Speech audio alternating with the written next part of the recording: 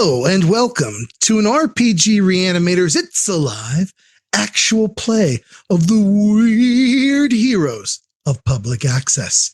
Tonight, I am your station manager, Colin, and with me are my fantastic players. We have Nathan. That's that one. Yep. We've got Chance. We've got Patrick. I'm also here. And Nate. How are you fellas doing tonight? A lot of energy, ready to rock and roll. Yeah, let's do this. Let's do it. So right off the cuff, I'd like to start off with just a little question to get everybody kind of rocking and rolling as this. And tonight's question is about music. Specifically, when you're playing in a role-playing game like we will be doing tonight, do y'all think about music? Is that in the back of your mind? Like what song would be playing during this scene or what kind of music your character would listen to or anything like that? I think about it a lot, honestly, and I'm wondering how y'all feel about it. Yeah, I tend to have playlists made for each game I run, and I run them in the background.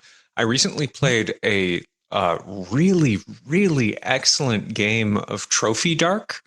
And we were playing online, and I was like, it's a bummer that we don't have like music for this because this is like super atmospheric. Mm-hmm. And the GM was like, guess what?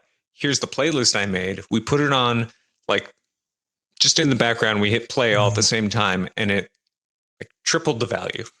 I love it. It was amazing. Stellar. That's amazing. Custom soundtracks they're so hot right now. So hot. So hot. Incredible.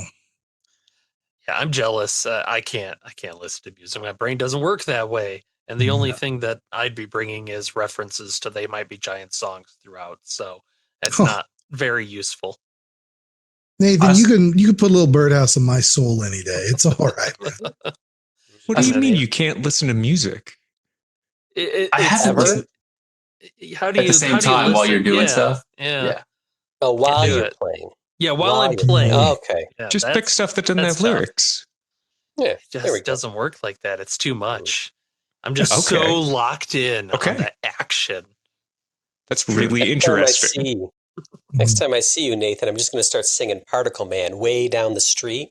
And I'm just going to get it louder and louder and louder as I get closer. Ooh, I like that. That's really awful.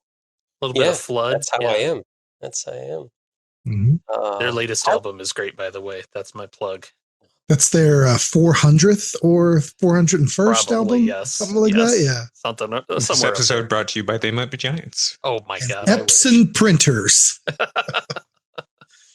I've gotten away from music so much. I haven't listened. Yeah, I don't really know what the deal is with it. I have not listened to much music in the past. I don't even know how long it's been since I've really sat down and listened to music.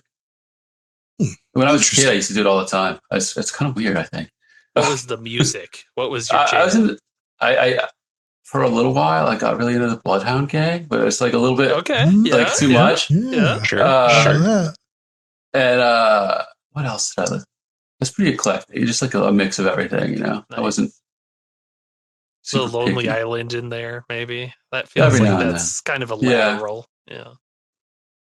It's amazing. Rapid fire then, last quick question. What's your jam? Everybody give me something that's musically your jam. So we'll start with Nathan. What is my jam? So something that I would listen to get me pumped up. Hey, the question is, what's your jam? Yeah, that's not what he asked. You interpret that how you want to interpret that. What a shitbird question. Oh, this is cruel. I'm going to go with top of the head. As soon as you say, what is my jam? I just think of the pump up the jam, pump it up. Beat is pumping. Yeah. I don't know. That's about as much of the song as I know. So repeat. Some Sound Machine, right? Could be. God, it's on the tip of my tongue. It's the intro for the Womp It Up podcast. So that's all I know. I like a really heavy bass beat and lyrics not in English so that I can do my fucking work. Hell yeah. Okay. Which leads me to like have like a collection of songs that I have no idea what they're about. And I'm like always worried that I'm listening to something like bad. Yeah. Yeah. Like You I'm not probably going to should look these up. check the lyrics. Nope. Your neighbors are wondering what these fascist anthems are coming screaming out of your windows. That's what headphones are for.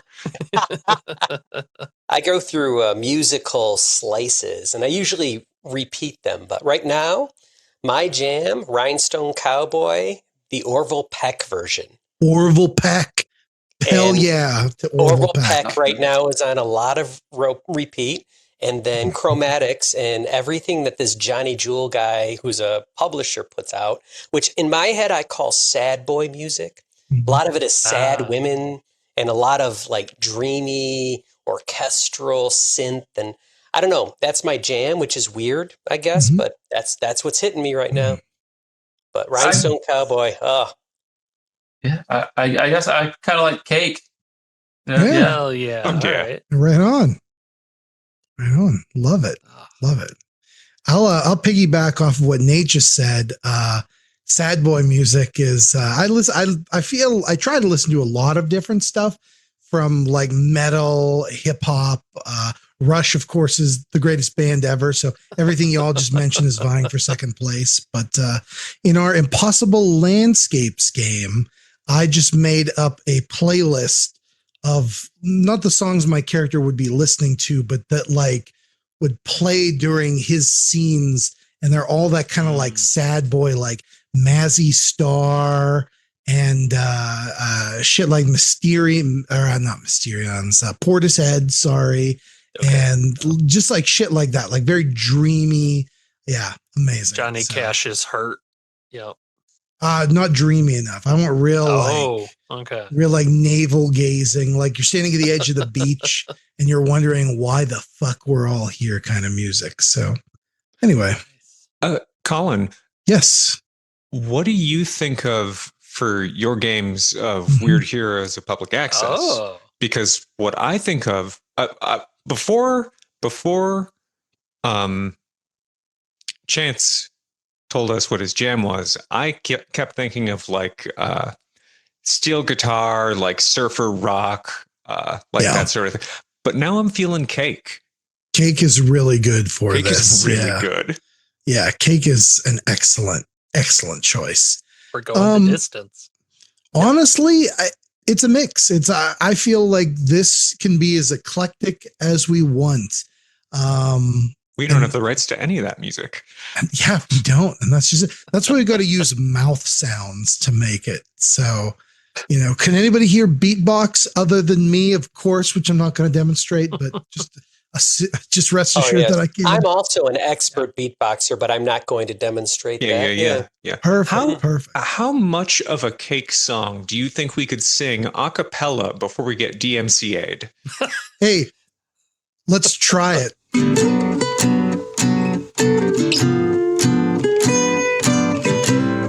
Oh, rough stuff, guys. I'm timestamping this.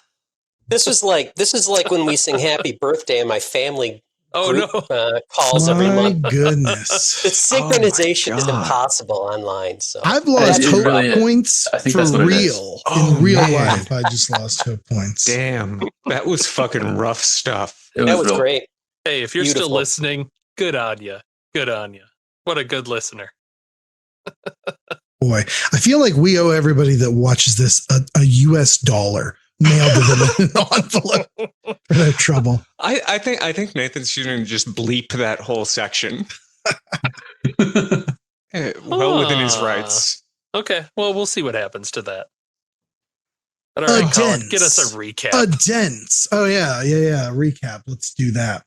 In our last episode of Weird Heroes of Public Access, Gilly the Clown, Fist Blister, Mark the Jampire, and Chip Lewis were sent by their station manager via Ouija board message over to the all-night Bolarama, where some sort of menace was happening to the old folks' skate. In fact, when they arrived there, they found Fairhaven's gang of miscreant youths, the little bastards, pouring pizza grease into all the ventilation shafts at the top of this building. Our heroes made quick work of these little bastards, blasting them with sawdust, using their clown stuff to get them. At one point, Fist hold a child hostage and then later bashed his head through an El Camino's window because these little bastards are little bastards. They fought the 7-foot-tall stepdad with his American flag and nunchucks and eventually made short work of them, having the retired skaters go out and beat the shit out of these kids. It was discovered when checking the stepdad's wallet that in addition to $3 and a Magnum-sized condom, he had a folded up piece of paper, a list that said, "We know what you did." Interrogating this small-faced man, the Weird Heroes found that the little bastards were exploring the crematorium when they came across this list. 8 names were on it of townspeople.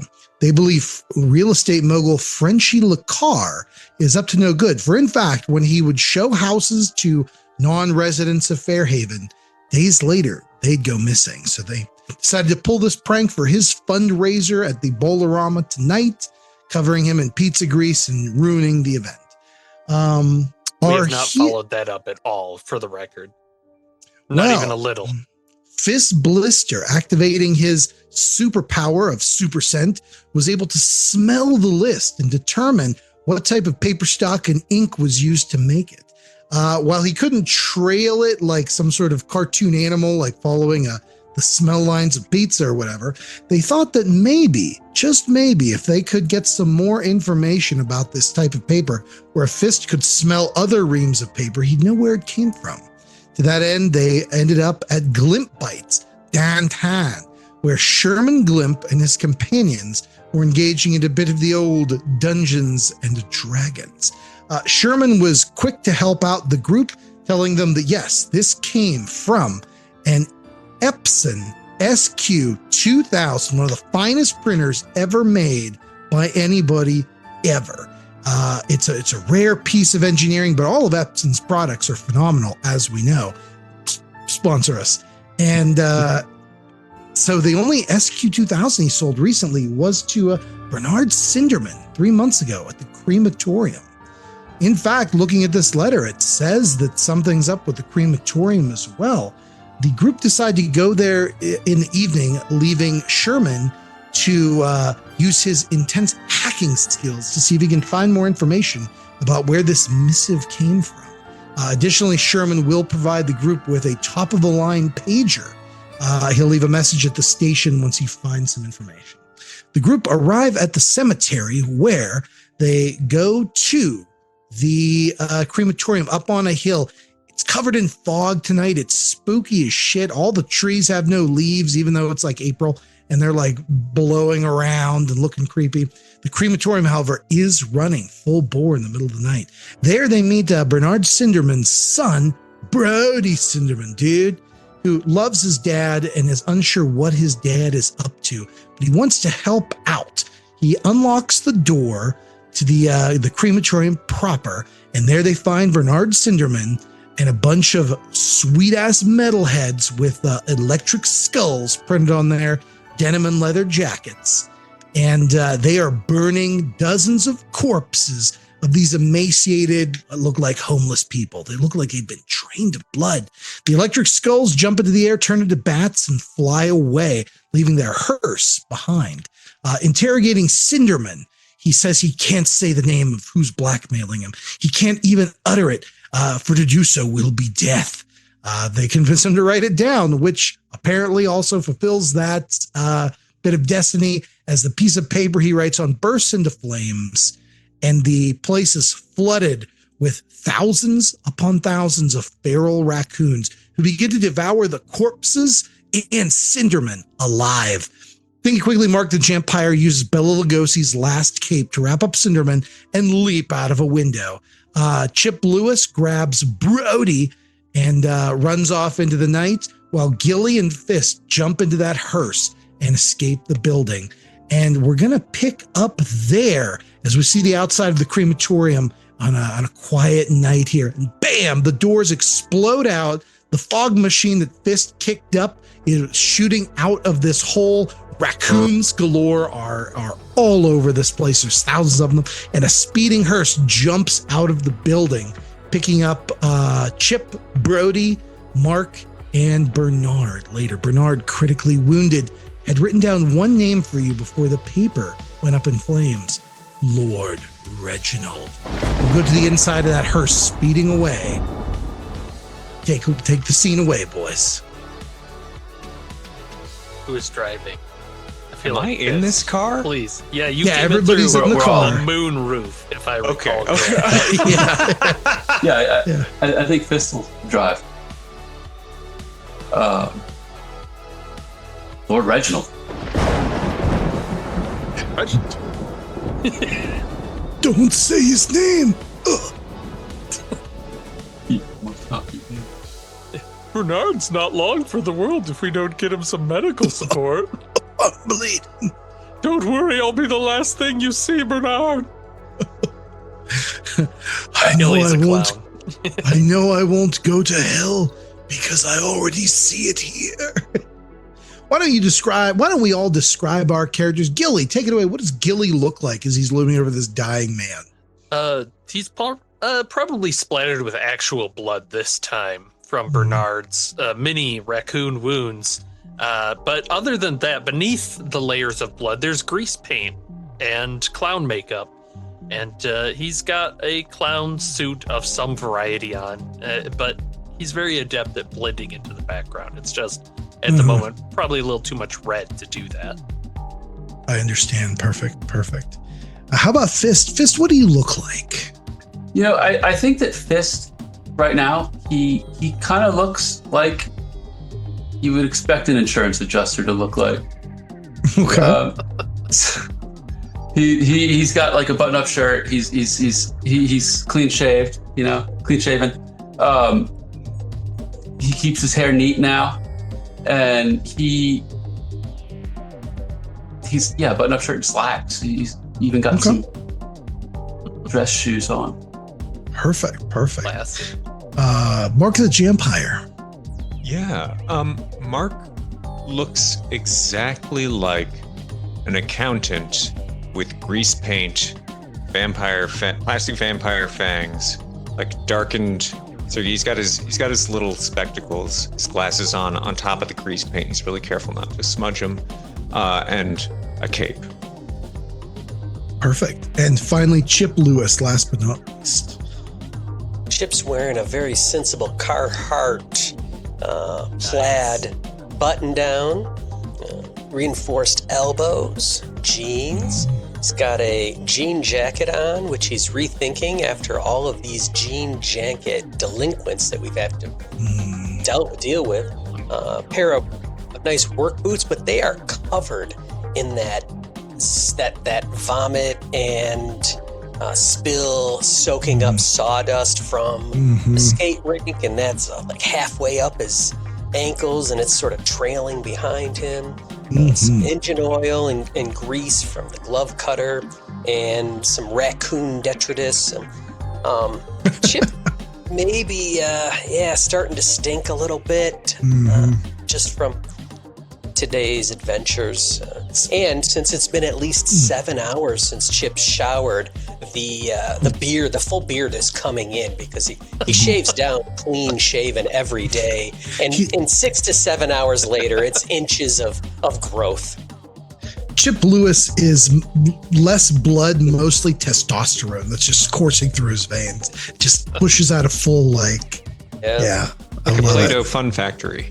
Yes, Exactly. yes. You give him half a second, he'll tell you about all the regrowing fingers that the human body is capable of doing when you have a minor accident at the woodworking table. Yes. At least 6. In the back also is Brody Cinderman, who's going, Dad, you got to stay with us. You got to stay with us. You promised me. You take me to that surfing competition in Cabo next year? I don't know if I have long, son. Yes, Bernard Cinnamin is in keep your bad dad shape. awake. Don't let him sleep. Don't let him fall asleep, Brody. We'll get him some help, but just don't let him go to sleep. All right, that's good advice. He starts slapping him around on the face. Awake. Mark of the Vampire pulls out his boombox and puts on a tape real loud next to Mark Cinderman's head. What song does Mark play? We're chasing vampires, right? Sure. Dragula. No, what year is it? 1984. Okay, Dragula, not out yet. War Pigs. I like it. That's a good choice. I love that. And where are you guys going as you flee into the night by this hearse? You can maybe look out the back and you see this big stack of the crematorium that was once belching out smoke begins to topple, the roof caving. And these raccoons did a fucking number on the structural integrity of this building. Chip, you know, a raccoon is it's like nature's termite. Like if you let them get into any sort of foundation, it's a big problem. Fellas, one raccoon is a really smart beast. They'll get into any 1,000 raccoons at once. You've heard of mob mentality? We don't want any part of that business. They are probably 10 times smarter than all of us at this point in time. Kind of a hive mind. Exactly. They feed on each other. We got to get this geezer to the hospital. Mr. Blister, do you think we can just drop him, swing by the hospital, push him out, and then continue on, and maybe we can get this? Well, I don't want to say his name. It seems to be a thing, but this evil overlord character that we've discovered. Maybe we get on his case and wreck his night. Yeah, I think it speed is of the essence. So we're gonna cruise to the hospital, and I think that we don't even need to stop and kind of just shove the two of them out of the door together. Okay. As we get there. Unlike, it's a hearse, right? Does it have like a little over the wheel back, thing yeah. we can just slide out and just? Oh, it sure does. push them so Absolutely. they glide Yeah. in. Yeah. That's safer. Yeah. Maybe there's like I don't know why they have this, but like an 8-foot long like metal tray that it goes on that wheeled thing. You know what I'm saying? So yeah. So as you approach Fairhaven General, you see the ER. There's like the portcullis where the ambulances fly up. You cut off an ambulance in the back. You can see they're giving CPR to somebody. Is this a castle? Is You did not mean Portcullis. portcullis. Oh, what's the word I'm looking? who Portico. cranks up the gate? They're dropping the gate. You know what? It Punch is it, weird miss. here as a public access. Yeah, I mean, It's got a portcullis now, but Fairhaven Insurance put that portcullis in 2 years ago to make sure that only the actual people that need it can access the hospital. It's you. How else would you? Otherwise, we're going to have socialism. You want that?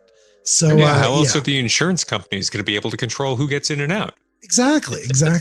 So yeah, they have one of their insurance goons out there that you pull up, and he takes his bait. Yeah, he cranks it up. He looks in the back, and he's like, "Have you tried an over-the-counter or a generic to fix whatever this guy's got?" Eventually, no, this is a hearse. He's dead. cranks There's it no up. time. See, we'll continue that thread for the last one. Push. You go under the portico, and yeah, you put them on that thing, open the door, and they slide out into the emergency room thing, and you guys can continue driving with a hearse. Where are y'all going? I want to just a point of order from last game. Of course. I didn't pick up on this during the game, but are you telling me that we went to the Skaterama, beat up a bunch of kids? They gave us a piece of paper. Yes. We're like, here's this clue. We found it in the crematorium. Yes. And then we said, okay, we're fucking off downtown. Yes. We go downtown, and they're like, Yes. this sounds like it came from the crematorium. That's correct. Yes. And we went to the crematorium. I cannot express to you my disappointment in re-listening back and going, we're not paying attention at all. Guys, this is a heavy investigation, math-centric game. What are you doing if you're not taking pages of notes for this thing? I mean, come on. So, All right. okay. It's time to figure out who made this list. We've knocked over our only clue location. Is this correct? We Currently, do know. Yeah. yes, you've knocked over one, but there are 8 things listed on this piece of paper. Yeah, we do know Frenchie Lacar is probably number 3, which is about that family man and the disappearing families. Well, that's got a smiley face. It does have a smiley face, as does the crematorium, which is no longer. For readers or listeners at home, does somebody want to read this letter off? Yeah. So it's a dot matrix printer paper with the holes down the sides, printed in a dot matrix font across the top. It says, "We know what you did," in all caps. The rest of it is not in dot matrix because that would be hard to read, presumably. Item 1, smiley face. The lawman eats well after clearing out the cold leftovers in the evidence room. Item 2, smiley face. The preacher's breath of the 6th commandment lies under 15 minutes of shoveling. Item 3, smiley face. The Fairhaven Family Man of the Year trophy mocks the real estate agent from the fireplace mantle. Item 4, smiley face. The crematorium has a lucrative contract with X-Tech. Space people take a lot more fuel to burn than basic people. Item 5, no mark. The librarian's research has opened more than just her mind. Item 6, no mark. There is only one kid in town with a max headroom mask. Item 7, no mark. We have a box of penny tiles and tar paper. We just need a signature. All caps, resurrect dead, ? Item 8, no mark. Your 6th bottle of wine cannot be served, but tip it, and the video collection is revealed. Interesting. Well, I think the crematorium's out. Let's just put a red check mark right there. It's completed. It's done. Yeah, finished. Checks it with Solved Bernard's that one. blood a little bit. Yeah. So we've got the Frenchie Lacar as the family man. We've got the preacher. How many preachers do we have in Fairhaven? There are a number of them. But I'll let anybody here make a mind roll. Let me know if anybody gets a success. So roll your mind score. You always have 1 dice added to that. So if your score is 2, you're rolling 3 dice. If you get a 5 or 6, you have succeeded. Everybody can make this, and just let me know if anybody succeeds. Do we? Yeah. Oh yeah, are we replenishing our hope by any chance? Not yet. Uh-oh. 3 and a 4, yes. nothing yet. Nate, I can roll dice for you if you want, or you can use an online roller.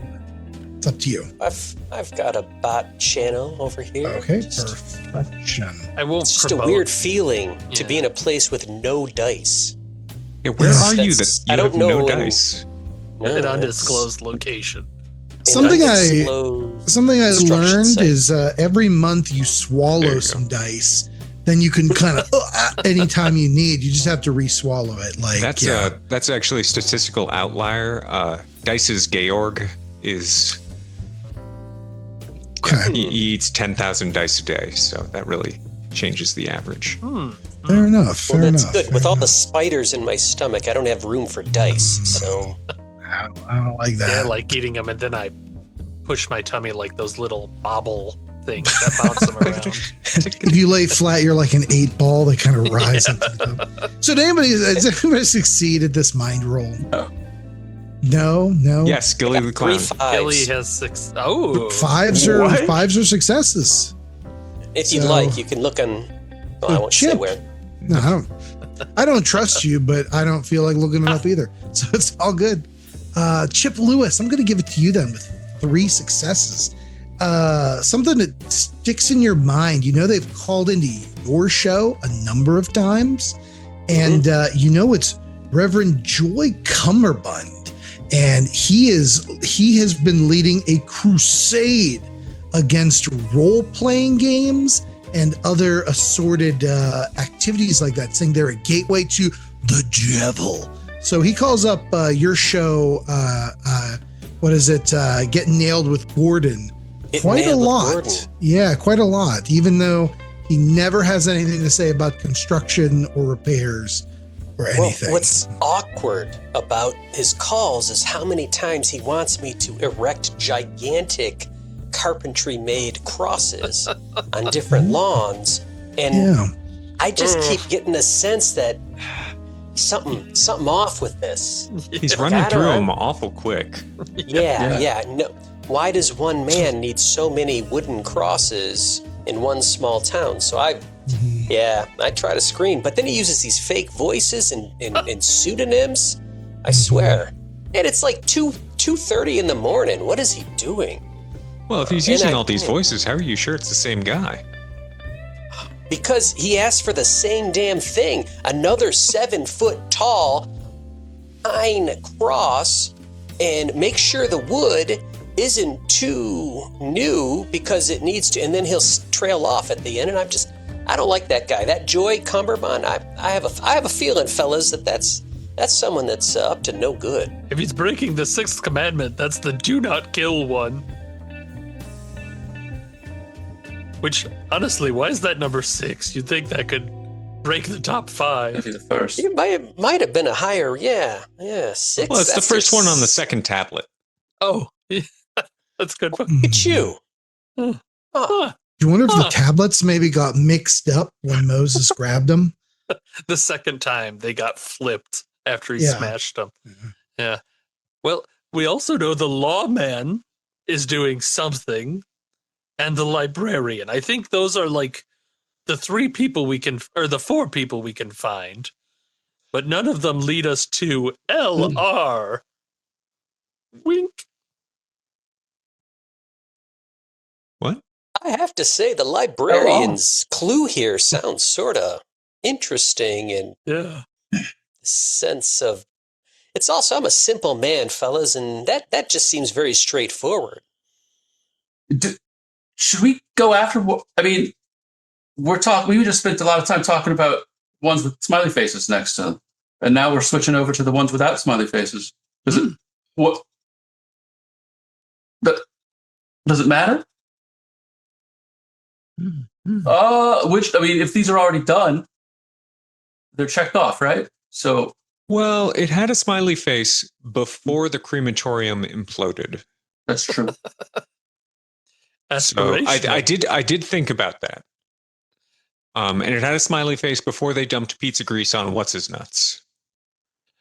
Oh, and also as the other trailing thread, since we were just talking about how we're bad at following up the obvious thread, those metalheads left, and we know those guys.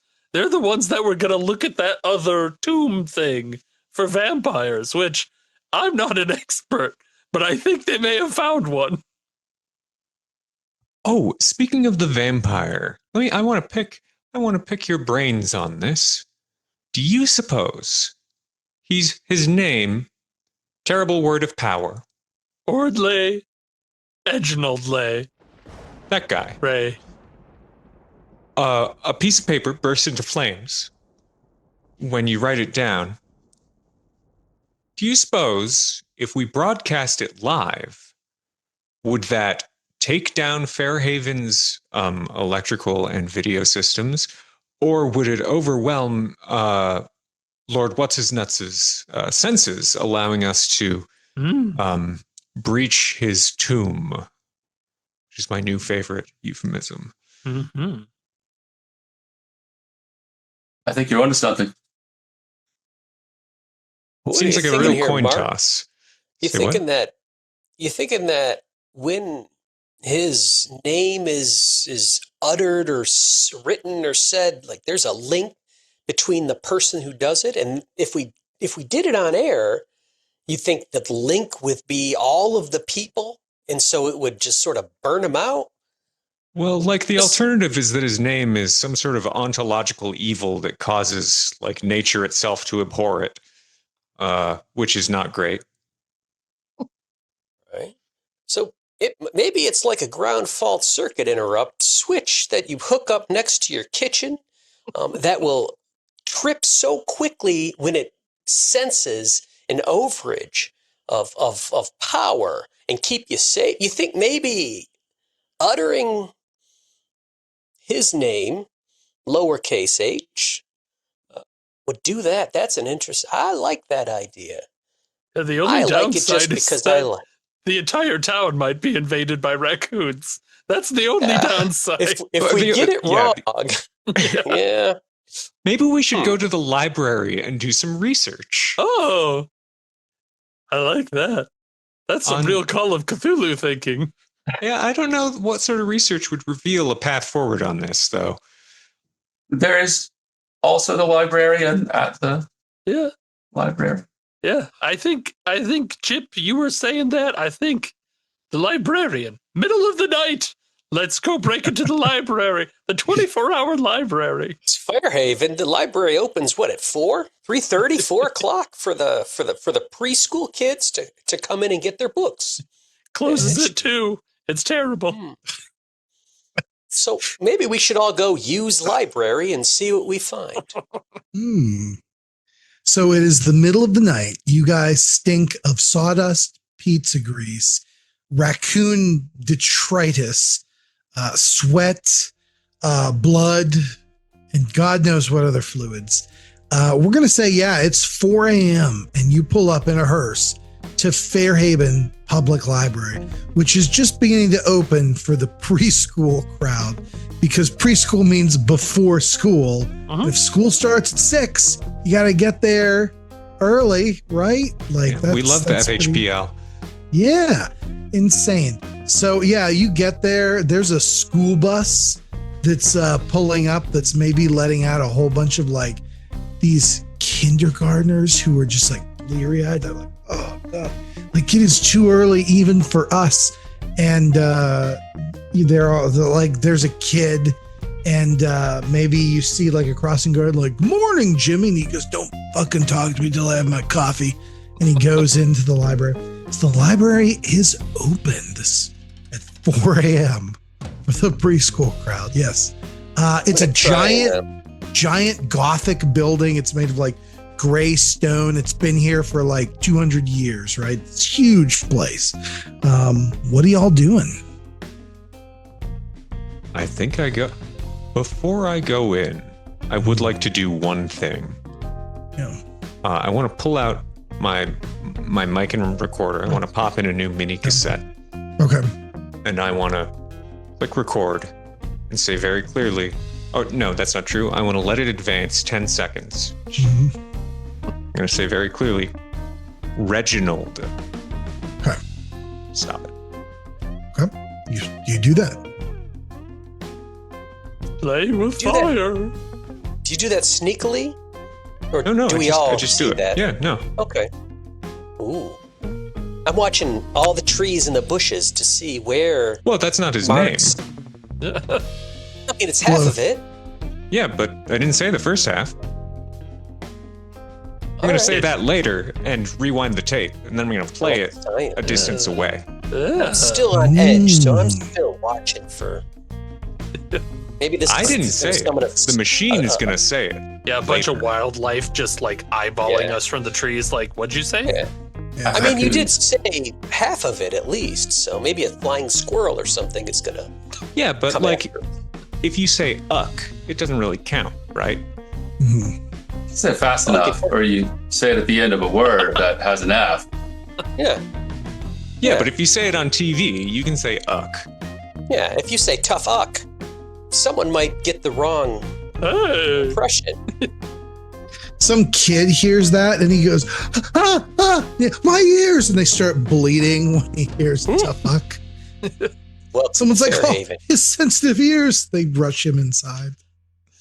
Children can't hear that kind of language. It causes them to die. Don't you know?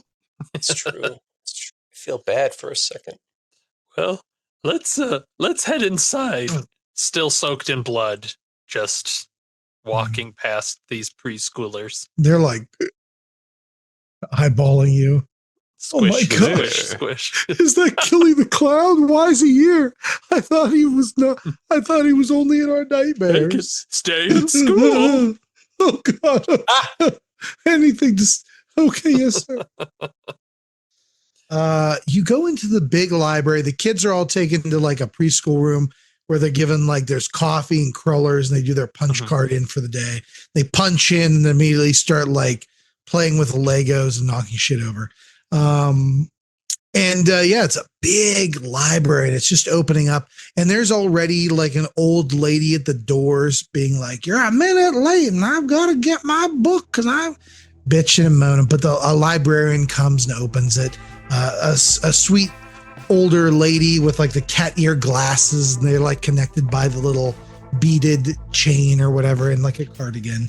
And she sees you coming and she says, may I help you? We don't get a lot of visitors such as yourself here this early. Usually they come around like 1:59 hoping to get books out. And I have to tell them. Rude. Yeah. We close at 2. Having worked in a library, 100% accurate. 100%. It's rude that we look like the kind of people. Oh, it's just most normal people, you know. Normally in the morning we get the older crowd and they're here for their paperbacks and their magazines and what have you. How can I help you? I'm sorry. Large print paperbacks. Yeah, exactly. I'm Denise Bennis. I'm a head librarian here. How can I help you? Hi, Denise. We're interested in your research. What research would that be? The research that's opened more than just your mind. And she goes pale. What are you talking about? I don't know about any research for my mind. Well, I think the library is going to close a little early today, and it says 4:03, and she's like going to shut the door. I stick my foot in that door. She goes bam, bam, bam. You feel your metatarsals are just shattering. I'm afraid I must close. I'm so we're out of books. I'm sorry. We run plumb out. What can you do? We're here to help you. No, nobody can help me. Nobody can help me. I think we can. Give me a roll for some sort of I'd like persuading to roll. her. Golly, what do you think that would be? Mouth, maybe? I also think that. I've got a 4 in mouth, so I'm going to roll 5 dice.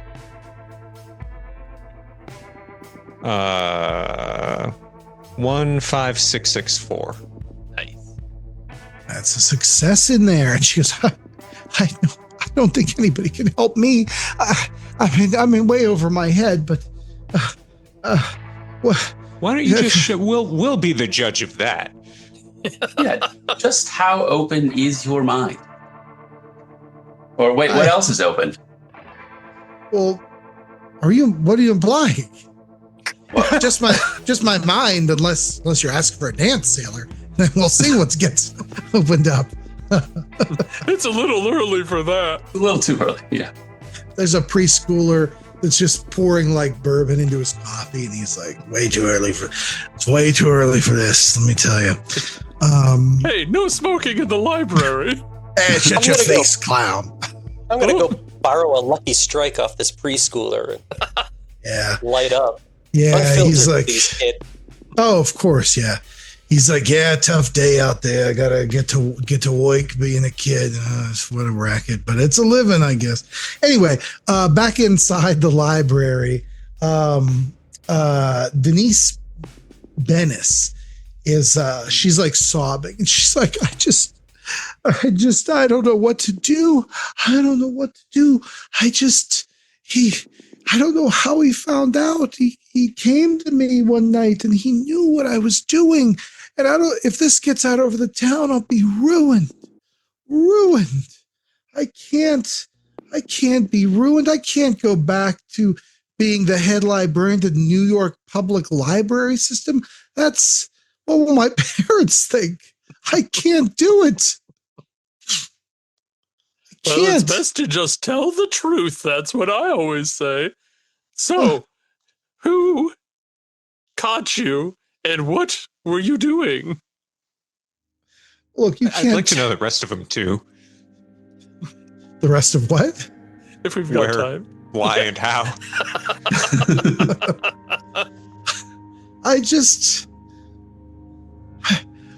We have a secret collection of books here, all sorts of things that talk about like ancient gods, and terrifying deities, and all these sorts of powers and magic and all of that. So I was keeping them away from the general public so they didn't get misused, but I started to read them and I learned things. I learned of powers that you would never understand, the power to organize all of my books in any way I want at the snap of a finger, the power to keep silence all over the entirety of the library, and the power to put any number I want on my taxes and never get audited. And I've cheated the government out of so much money. My God, but he came to me and he knew what I was doing. He knew about my research, and he said it would get out to everybody unless I helped him.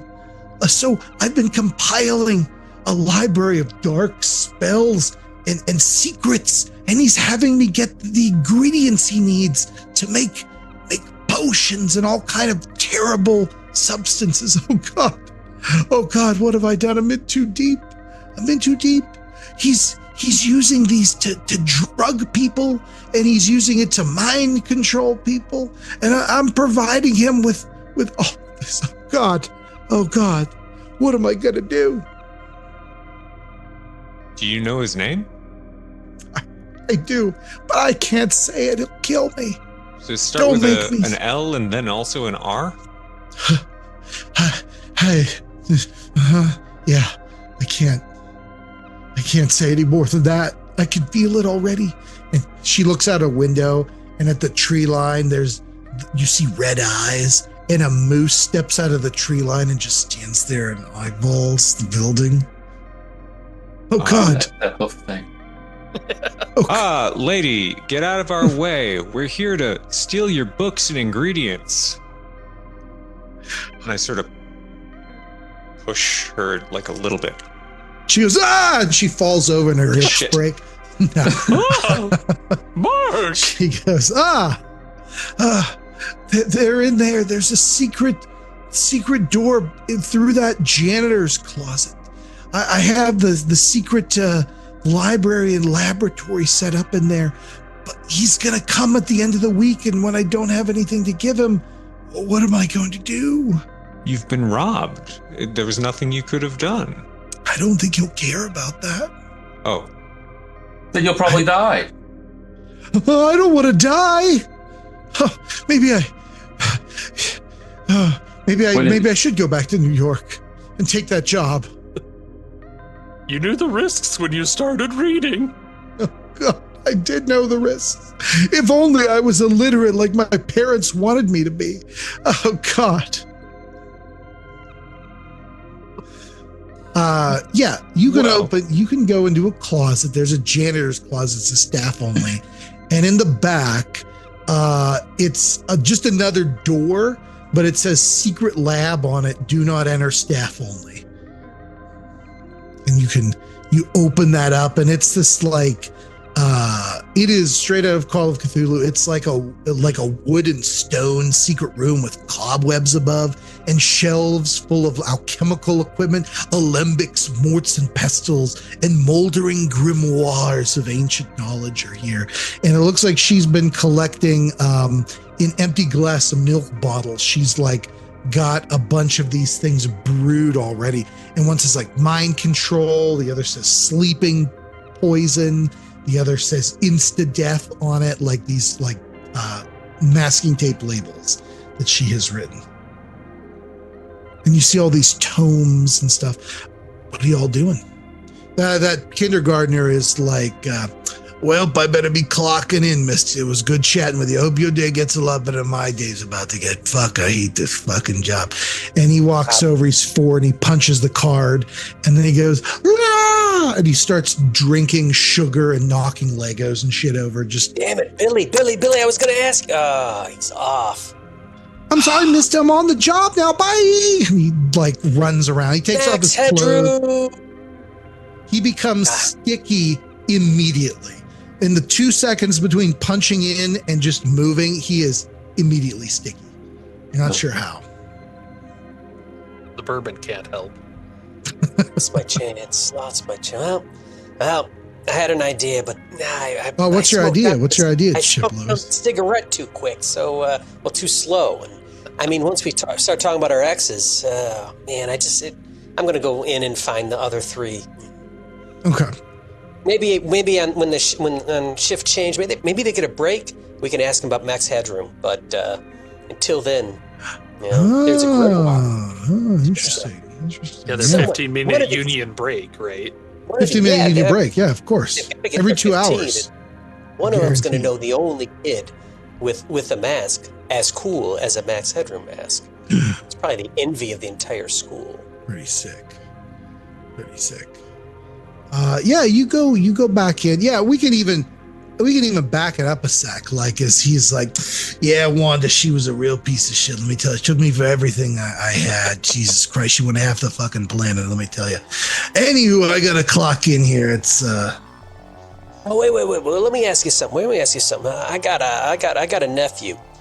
He's just complaining left and right about his birthday. He never gets anything he wants. Blah blah blah blah. He's complaining. Hey, you know that TV anima thingamajig that talks all funny on the television? The Max Headroom. He's all angular. Oh yeah, selling the Coca-Colas. Yeah, I know what you're talking about. Or Pepsis. I can't remember which one. I can never remember. He sells something. Yeah, he also did a broadcast. I don't know if you're too young for that. I don't want to blow your mind, but but he's very cool. But my nephew, all he talks about, he wants to be Max Headroom. He wants to be in the computer. Oh wow! Oh, please let me leave this world and join. I understand. I get it. He says that there's some kid around here that has the sweetest headroom setup, and I don't even know what that means. The headroom setup. I don't know. That sounds like kid talk. You know who he's talking about? My oldest sister's best friend Jamie, her cousin's boyfriend's mom's ex-husband's son knows a kid who he lived next door to. That Robert Weasel Heenan. He had this cool mask like Max Headroom, and he did all kind of like crazy stuff with them. Them computers. I'm way too young to know anything about that. But he does all kind of things with the what they call a phone freaking, if you can believe it. I don't know. Like a sex thing? You're too young for a sex thing. I'm way too young for a sex thing. I watch Muppet Baby. I don't know.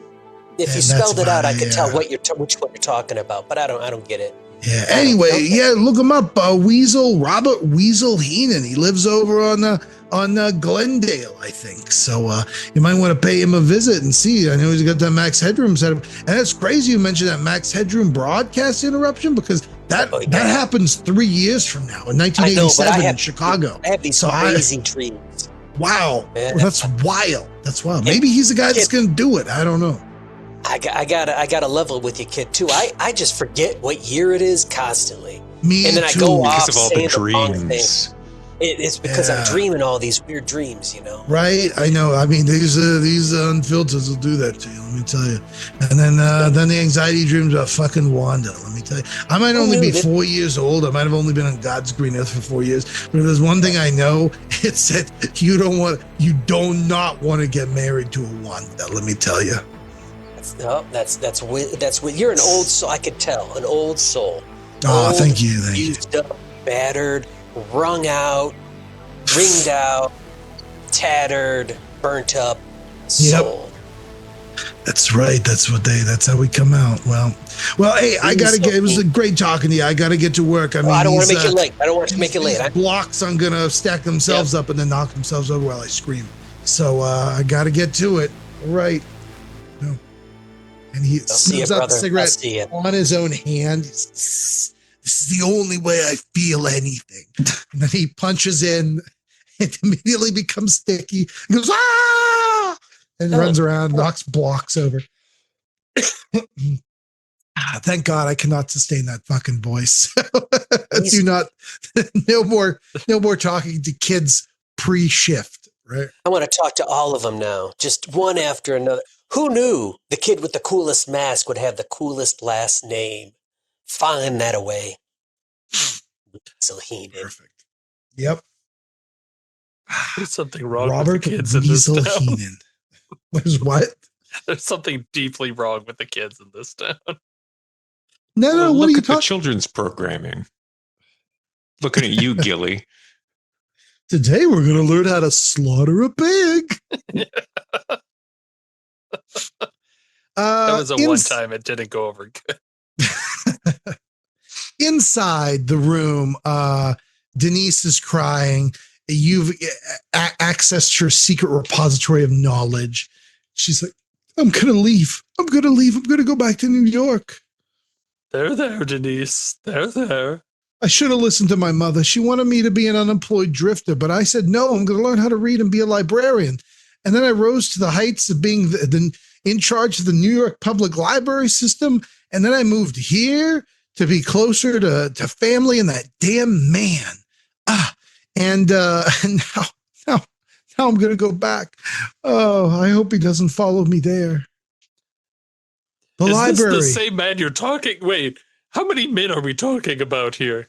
No, not Gerald. I followed him because I wanted to be closer to him, but then he had a wandering eye, or two, really. And I can't be. I got to leave Fairhaven. I got to go unless you have any other questions for me. And she's throwing her clothes in a suitcase and she snaps and putting on her hat. We are probably going to do something about LR. I'd rather be safe by moving away. Maybe, go back to New York. Maybe go find the happy medium between unemployed drifter and insane librarian. Maybe go back to New York. They'd probably take you back. Tell you what. Give me your phone number. I'll call you in 2 weeks and let you know if we've killed him or not. Okay. And she writes down her number 555, and then 5, 5. A bunch of numbers. Yeah. She's like, just let me know. But I'm gonna go pursue my first love, the stage. And she leaves forever. Bye forever. And she leaves. Call me in 2 weeks. Wait, I need that tax spell. Oh, she's gone. I think that Fist Blister has been staring at her longingly this whole time, and he didn't say anything until just now. But he said, "Take me with you." She looks at you. Grabs her hand. She looks at you, and she's like, "My mother told me never to fall into the eyes of a stranger, but well, I didn't listen to her the first time." All right, sure. What's your name? Name's Fist. Fist? Blister. Oh, I think, honey, you and I think we're going to get along just fine. And I can't wait. And we run off into the sunset together. We might steal the hearse. You guys get in the hearse and you speed off to New York. And she opens the moonroof and stands up and does this. Like as the car drives off at 4:15 a.m. to New York City.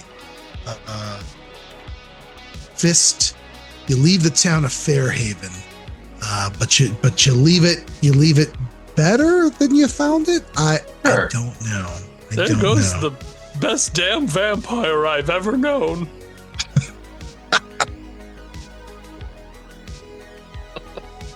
So with the three of you remaining, in the library.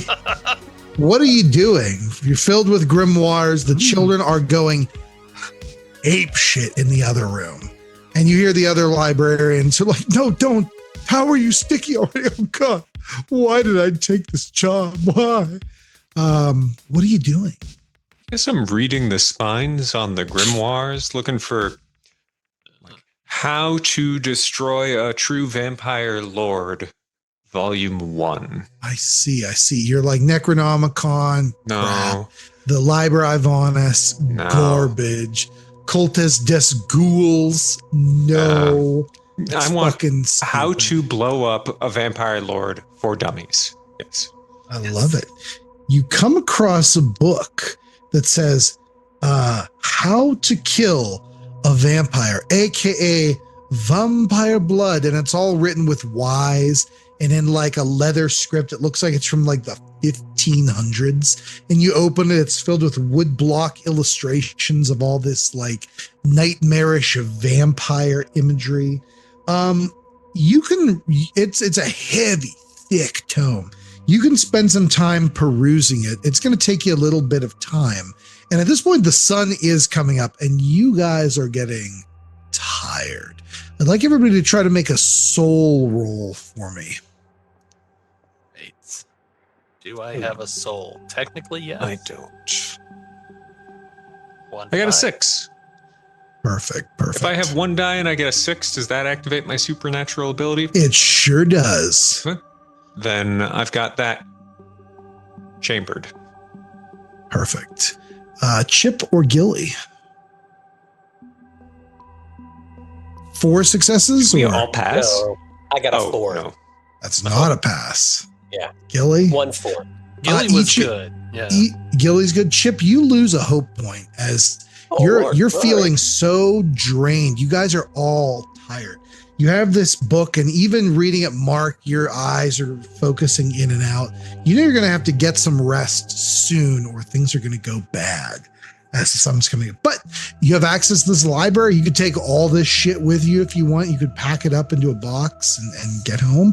Yeah. But would you like to keep pushing through, or would you guys like to get some rest? No, I'm not in a hurry. Let me grab those potions because Gilly's got Yeah. some thoughts about that. I think we Okay, boxed it all up. perfect. Sorry, I gotta keep my cat from making that noise. You're good. You're good. Yeah, you box everything up, bottles clinking. You get all the books. You go outside. An idling bus is waiting there at the bus stop. And Clarence is sitting there and he's like, hey, guys, what you up to? Weren't there 4 of you earlier? I think you'll find there's another one coming. That's not ominous at all. But hey, okay, everybody rides the bus. Where can I take you? Or are we getting on the bus? If you want. I don't know. You I tell had me. my headphones off. Home. Oh, you're home, fine. Clarence. Take us home. No And I further won't- specification. I won't spare the horses. So you arrive at the bus stops in front of each of your individual homes. Thanks, With Clarence. that, you get some sleep, ending the night. I think that perhaps before that we end the night, as you get in the bus, you see a person lying across the seats, and he is kind of like slovenly. His shirt is too small, so his bottom of his belly hangs out. He's wearing jean shorts, and he is just laying there, and he peeks his head up. And he's, hey there, dudes. Do we What are you recognize? two? What are you three up to? Do we Just recognize this fella from the station? Yeah. I think he just started. He's new. His name is Jean. And he just started this new show about ASMR. It's a new thing. That's going to Did be you- are huge you- in 20 years. Hey, John, right? John? It's Jean. John? That's what I said. John. John? Jean? Jesus Christ. Jean. Jean. Yeah, you've got it, Chip. John. That's sort of hard. That's a little tricky to say.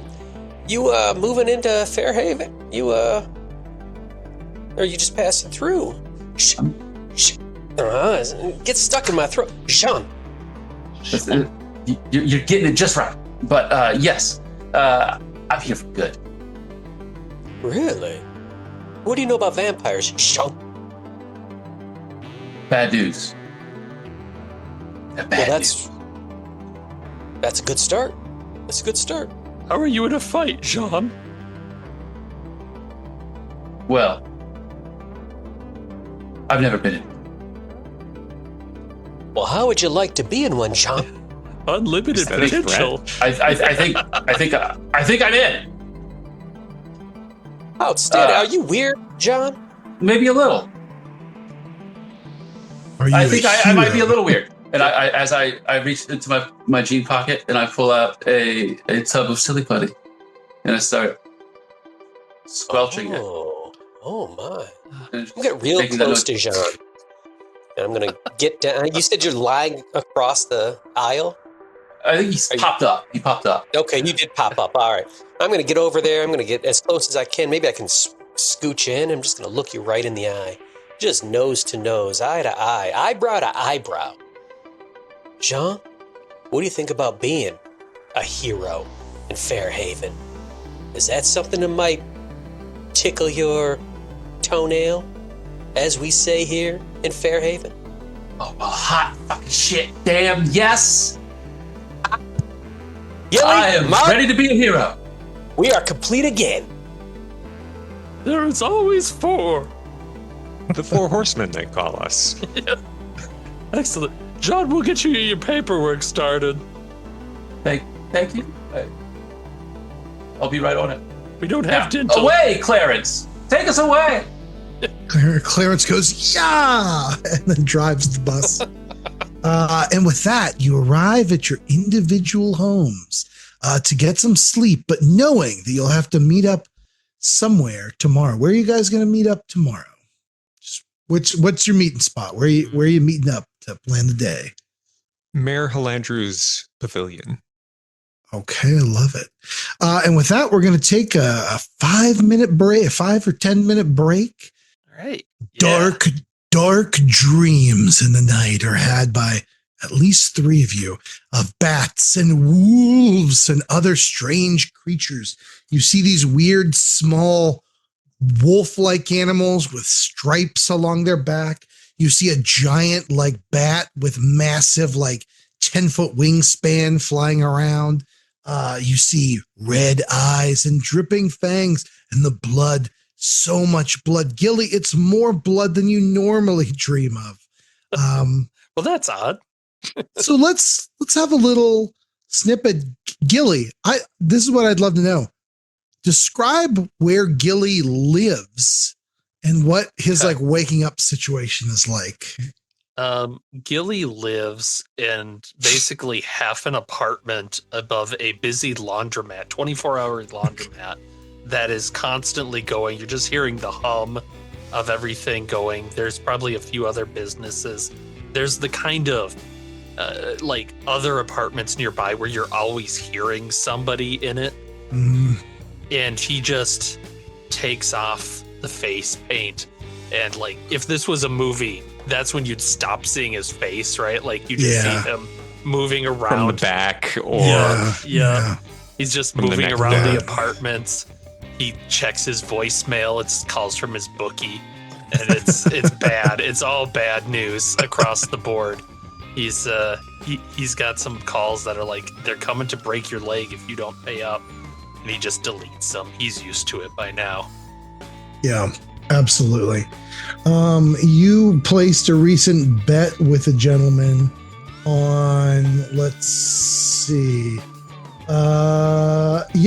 Would 1984's Ewok Adventure Caravan of Courage feature, would any of the children in the movie be killed? And you said you put a 10 grand on yes. At least one child would die. And what are the odds they all make it out? Right.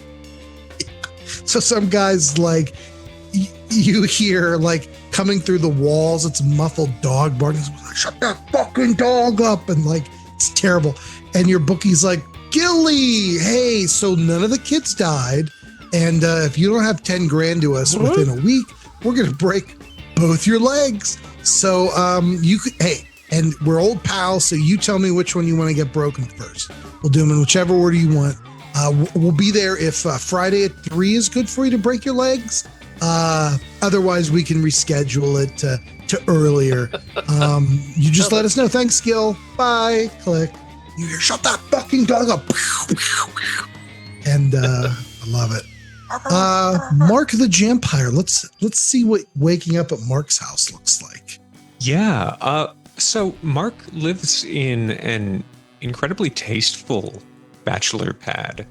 Oh shit! It's all like rich, dark woods and like nice art hanging on the walls. He's got furniture that matches and rugs that look good on the floor.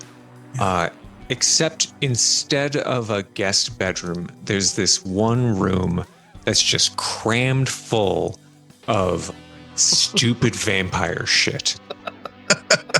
And it's like, it's got like recorders and like a little row. It's got a pegboard with different sets of plastic vampire teeth on it.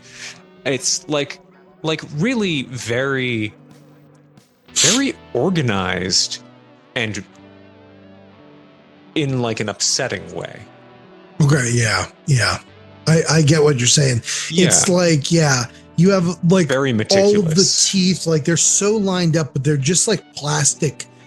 Yeah. You get them out of like a cereal box kind of like teeth. Yeah. But they're sorted. They're obviously sorted. By what criteria? It's not obvious. Yeah.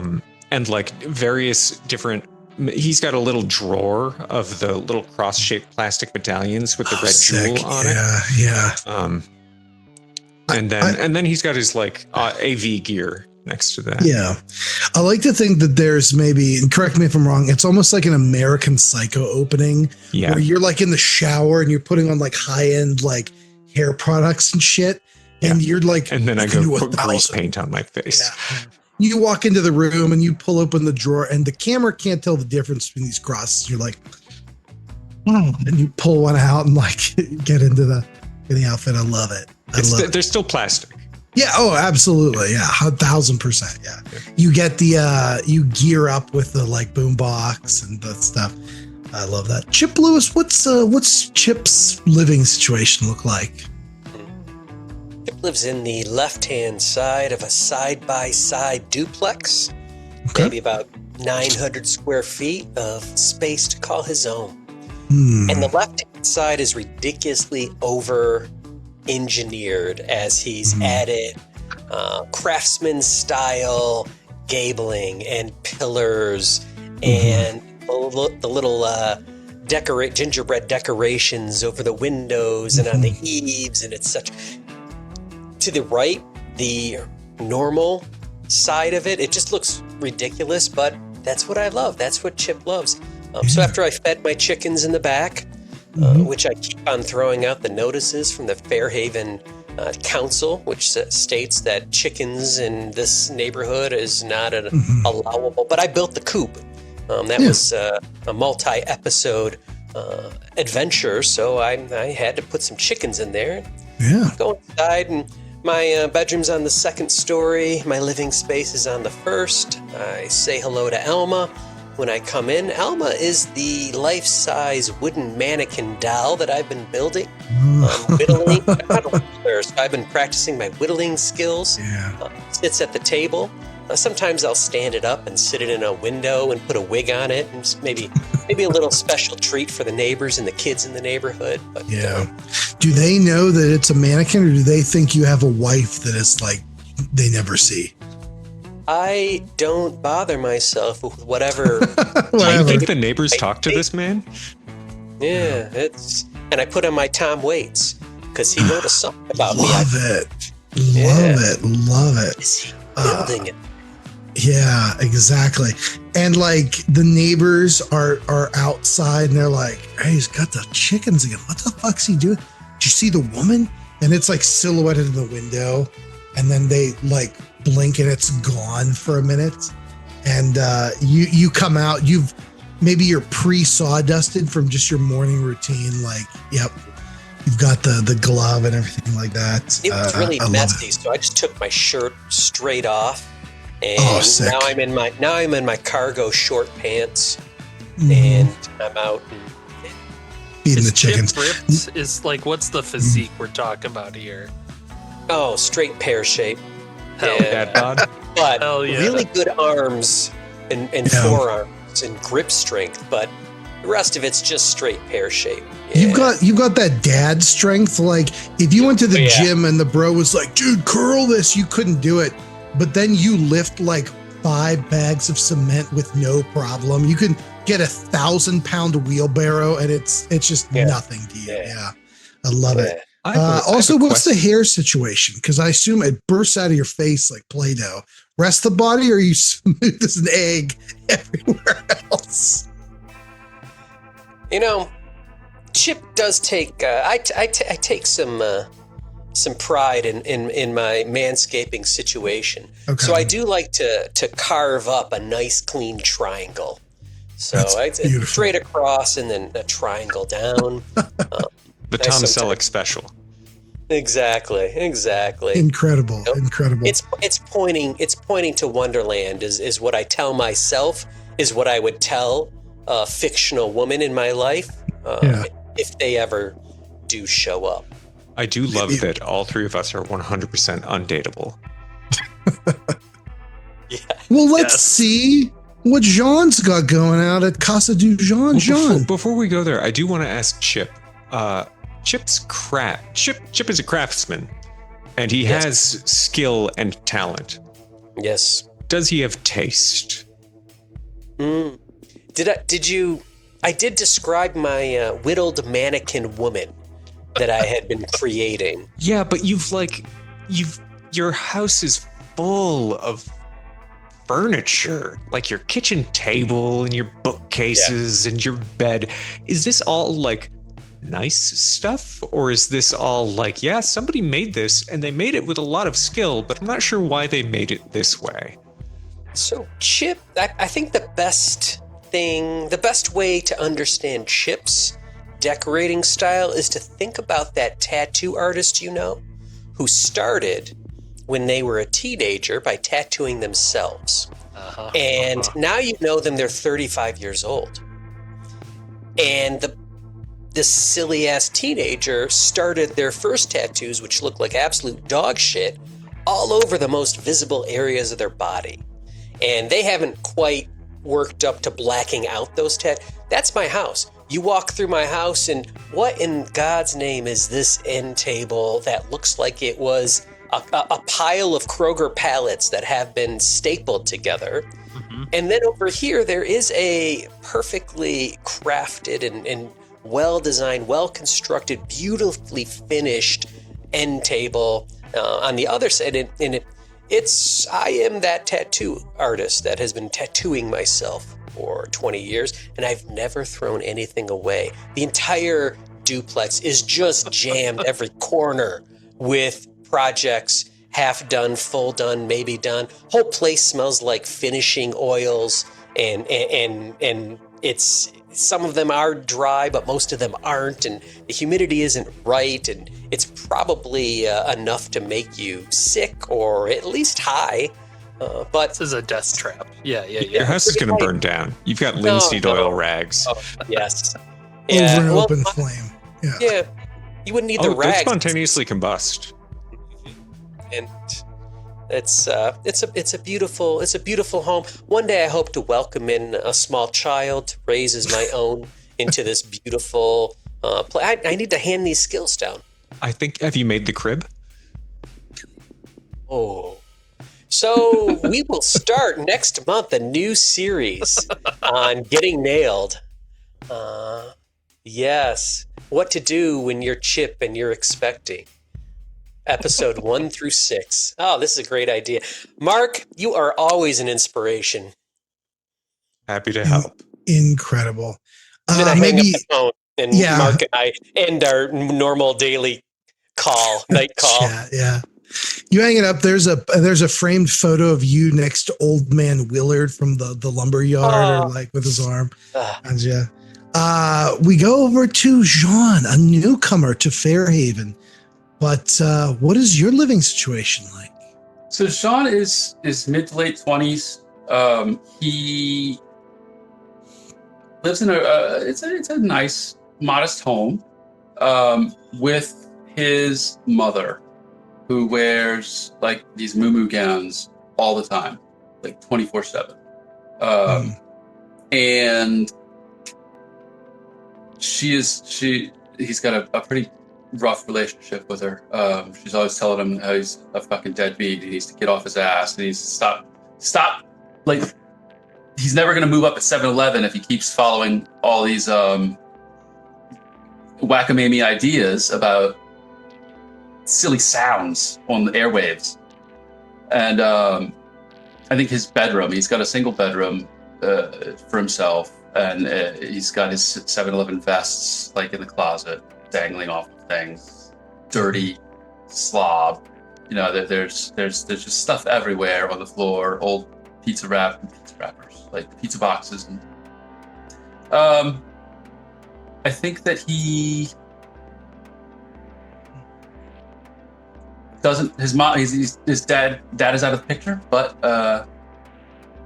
his mom has a boyfriend that comes over all the time, and they make out in front of him all the time. Oh, terrible. What's his name? The boyfriend? Yeah. I think his name is Fred. We Freddy. hate Fred. Yeah, we do hate Fred. Fucking Fred. Fucking Fred is disgusting, and they like stick their tongues down each other's throats. Ugh, God. PDA much. Yeah, he's the town coroner. He comes home. He's the coroner, did you say? Yeah. Oh my God. Does he work with Anna Apparol, who I believe I have as one of my contacts? Possibly. Which one is it? The coroner. Oh, just he's not the coroner. Look, we're busy. It's a busy town. Yeah, it's a busy town. Like, do you know how many He's the night shift show up coroner. daily? Yeah. Night shift coroner. He's night shift coroner. Yeah. That's why he's always around in the day, Oh my hanging out with God. your mom. So don't you have Kissing something better them? to do? The sight of all just those corpses gets him like he's really in the mood when he gets in. So, Strangely greasy. What's your mom's like decorating aesthetic? Because we know Jean's not getting much at all. Hers is his mom. Elise is Elise. She likes like the little tchotchkes, like little elephants wearing tutus, and they're dancing. The little ceramic got babies tea with sets. the big heads. All They're these like little holding weird hands. fucking things. Yeah. It's like I'd ceramics. also like to say, feel free to put the kibosh on this, but I imagine that being that you're such a sound sensitive guy, everything makes sound like the floral print couches are covered in that like that vinyl the like the plastic. So when you sit, it's like everywhere you move. That's what inspired him. Yeah. Yeah. You're just making this a hell for him? It is hell. It's a prison of his mother's making? His mom and Fred, the sound of the making out.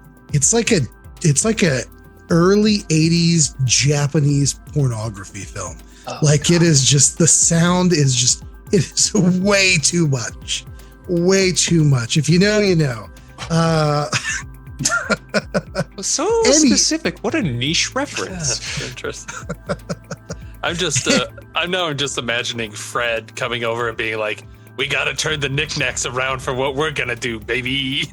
I thought you were going to say Fred was coming over and he's like, we got to watch this 80s Japanese porno. I got the tapes.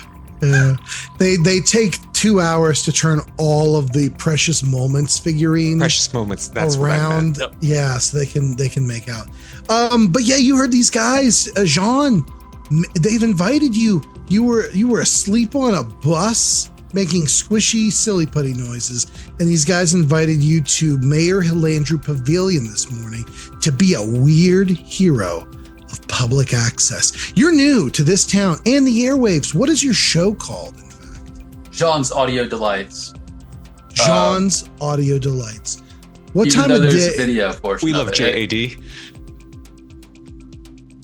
What time of day, you say? Yeah, what time of day is it usually on? You might not film it that time of day, but when's it usually on? 2 a.m, 1:15, exactly when church is on? Like, what do you think?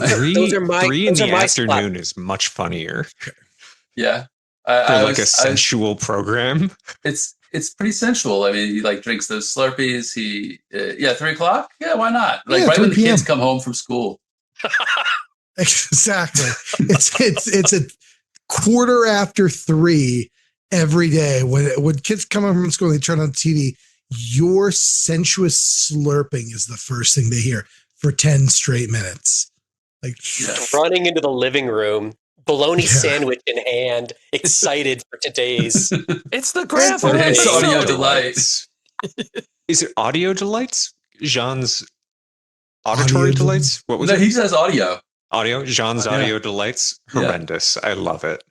It's amazing. Like after the after school puppet show, it was super popular, but that guy is in jail now. And they needed something to fill the space. And so maybe there was something about Sean that they're like, try him out. Like, let's do it. And yeah, it's Like, really yeah, this taking off. makes me The feel kids funny. are loving it. The kids are going to school and they're like, check it out. Like on the latest Sean, I saw you could do this. And they're crinkling tinfoil near each other's ears. It's a big fad. So it's happening. But Mayor Hilandrew Pavilion has been rebuilt when it was cleaned up by none other than Chauncey Filibuster. And his biggest ever endeavor, Chauncey cleaned the destroyed Mayor Hilandrew Pavilion. And he cleaned it back to full health, as it were, right? Like, you don't know how just cleaning up debris rebuilds the pavilion, but Chip, you see it. It's great work. And the four of you arrive on separate buses, all driven by Clarence somehow. I don't know. You all arrive on separate buses at the same time, all driven by the same guy. Drops you off. And you guys are standing there in front of this massive pavilion. The sunny day of, let's say, in August is out in front of you. And what do you do as you meet up? Paint the scene here. Thanks, Clarence. You got it. Bye. Oh, you too, Mark. And I'm a different Clarence. Bye. He drives his, and all four buses, like, they all arrive at different, like, streets. They all drive in such a way that they, like, pass each other. Like, it's like synchronized perfectly. Wait, we don't get on the same bus? No, you arrived on different buses. Why? We don't live together, Mark. We're It's a coming route. from It everywhere. stops at different places. Does it? That's the whole idea. That's how buses work. Huh, weird. Not here. I picked up what you were putting down, Colin. Just so we're clear. None of these guys pulled the game, but I picked it up. I saw what you're doing there. Bingo. I think Gilly's gonna come in. He's got the potion thing that he pulled from the library. The crate. Yeah, he's got this crate that he's brought back with him. And he has spent the night, or rather the morning, we'll say, he got some sleep, and just in his thing, smoking a cigarette, peeling off labels, and then putting them on other potions. And then even he has no idea at this point what is what. There was one that said, Wait, like, are you swapping them around? What are you doing? Yep. And I'm going to leave Why? him back at the library for the vampire guy. Oh, that's pretty funny. Okay. Yeah, I'm game. there was one that said, like, instant death, and the other said sleep and Yep. mind You control. know, this is just going to kill a bunch of random people, not the vampire, right? What? Well, he's going to try and put someone to sleep, and they're going to die instantly.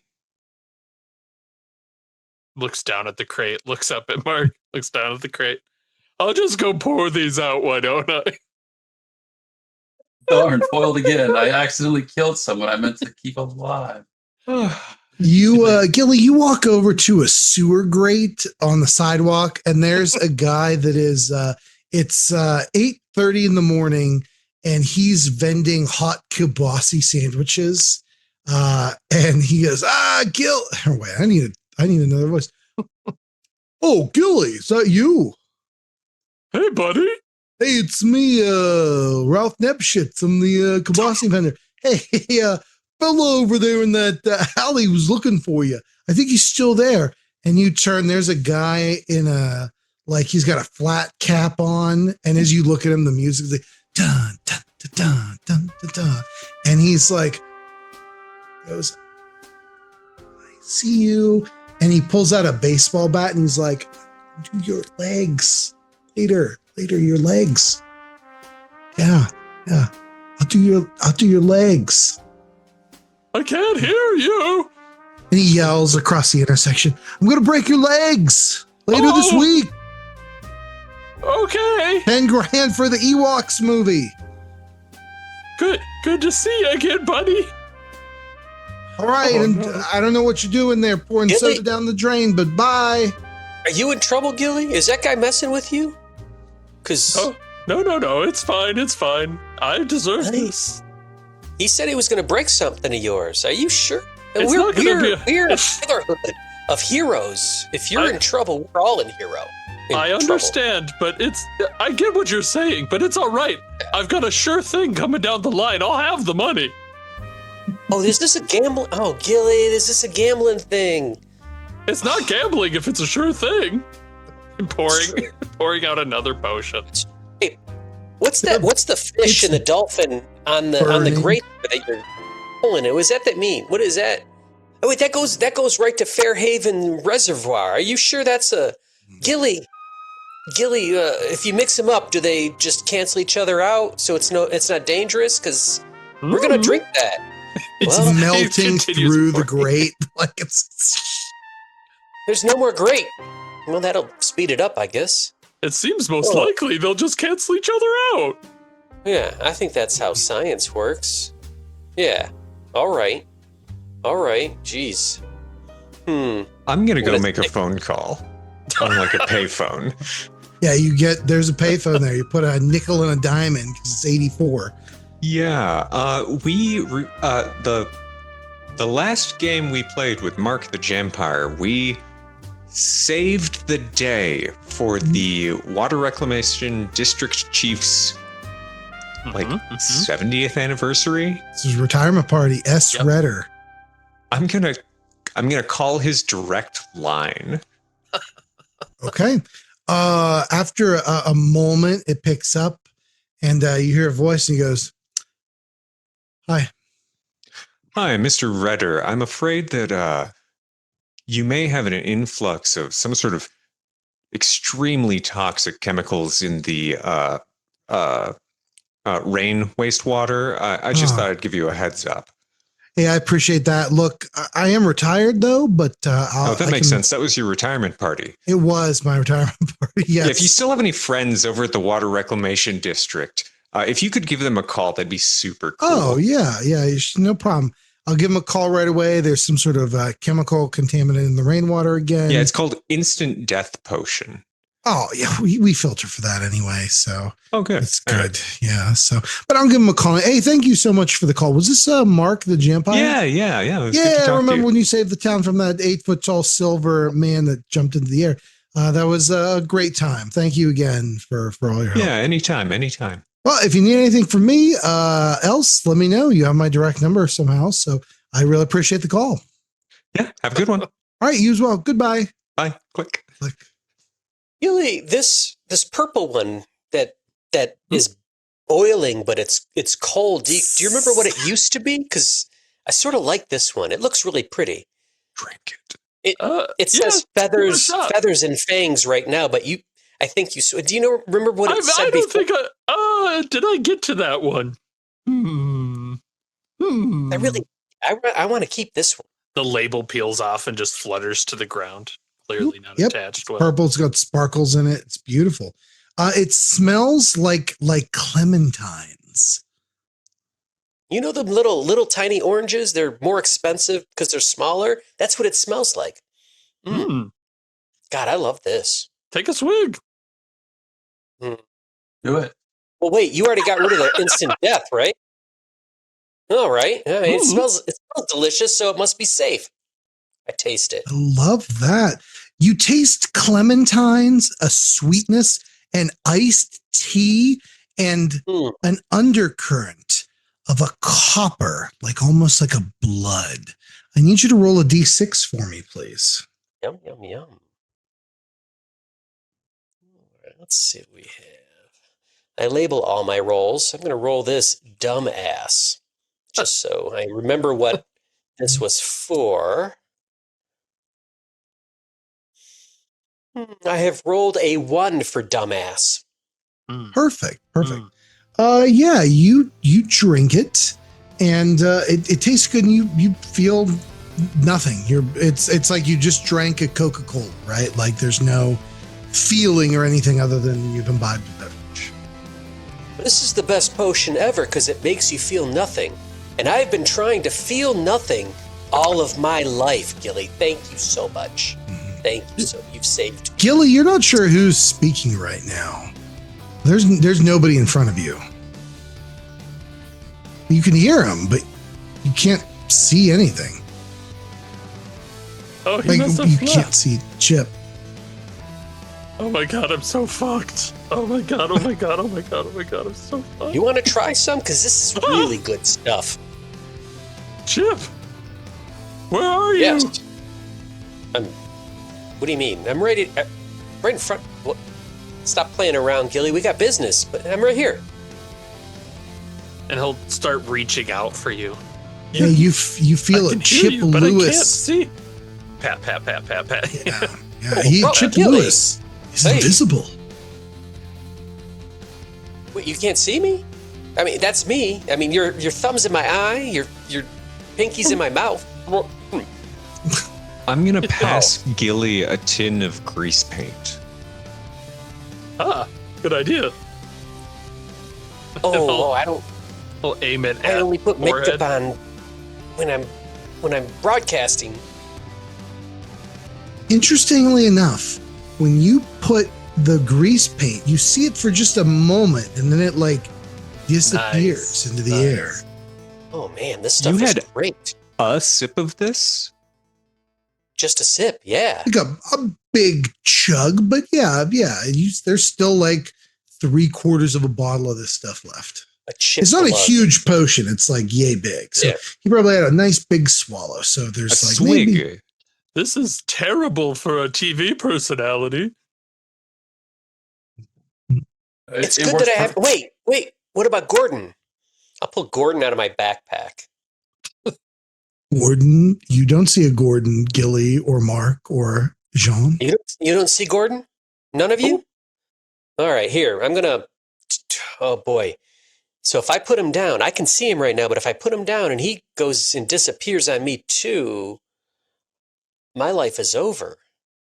No, I'm gonna try it. I'm gonna put Gordon down on the ground and then very reluctantly but slowly pull my hand away and see if he appears or stays visible. Yeah, I mean, you can see him, Chip, no problem, constantly, and the rest of you standing around, like it's almost like you just like kind of blink, and suddenly a Gordon's sitting on the ground there in the right next to the sewer drain. That's like as all this chemical is seeping down it. All right, put Gordon on the ground there, guys. You see him? We see him, do. fella? Yeah, we see Gordon now. Oh boy, this is going to change tax time forever. Okay. Pick up Gordon again. Yep, Gordon disappears. Oh, he's gone again. John, this seems like it's ideal for your show.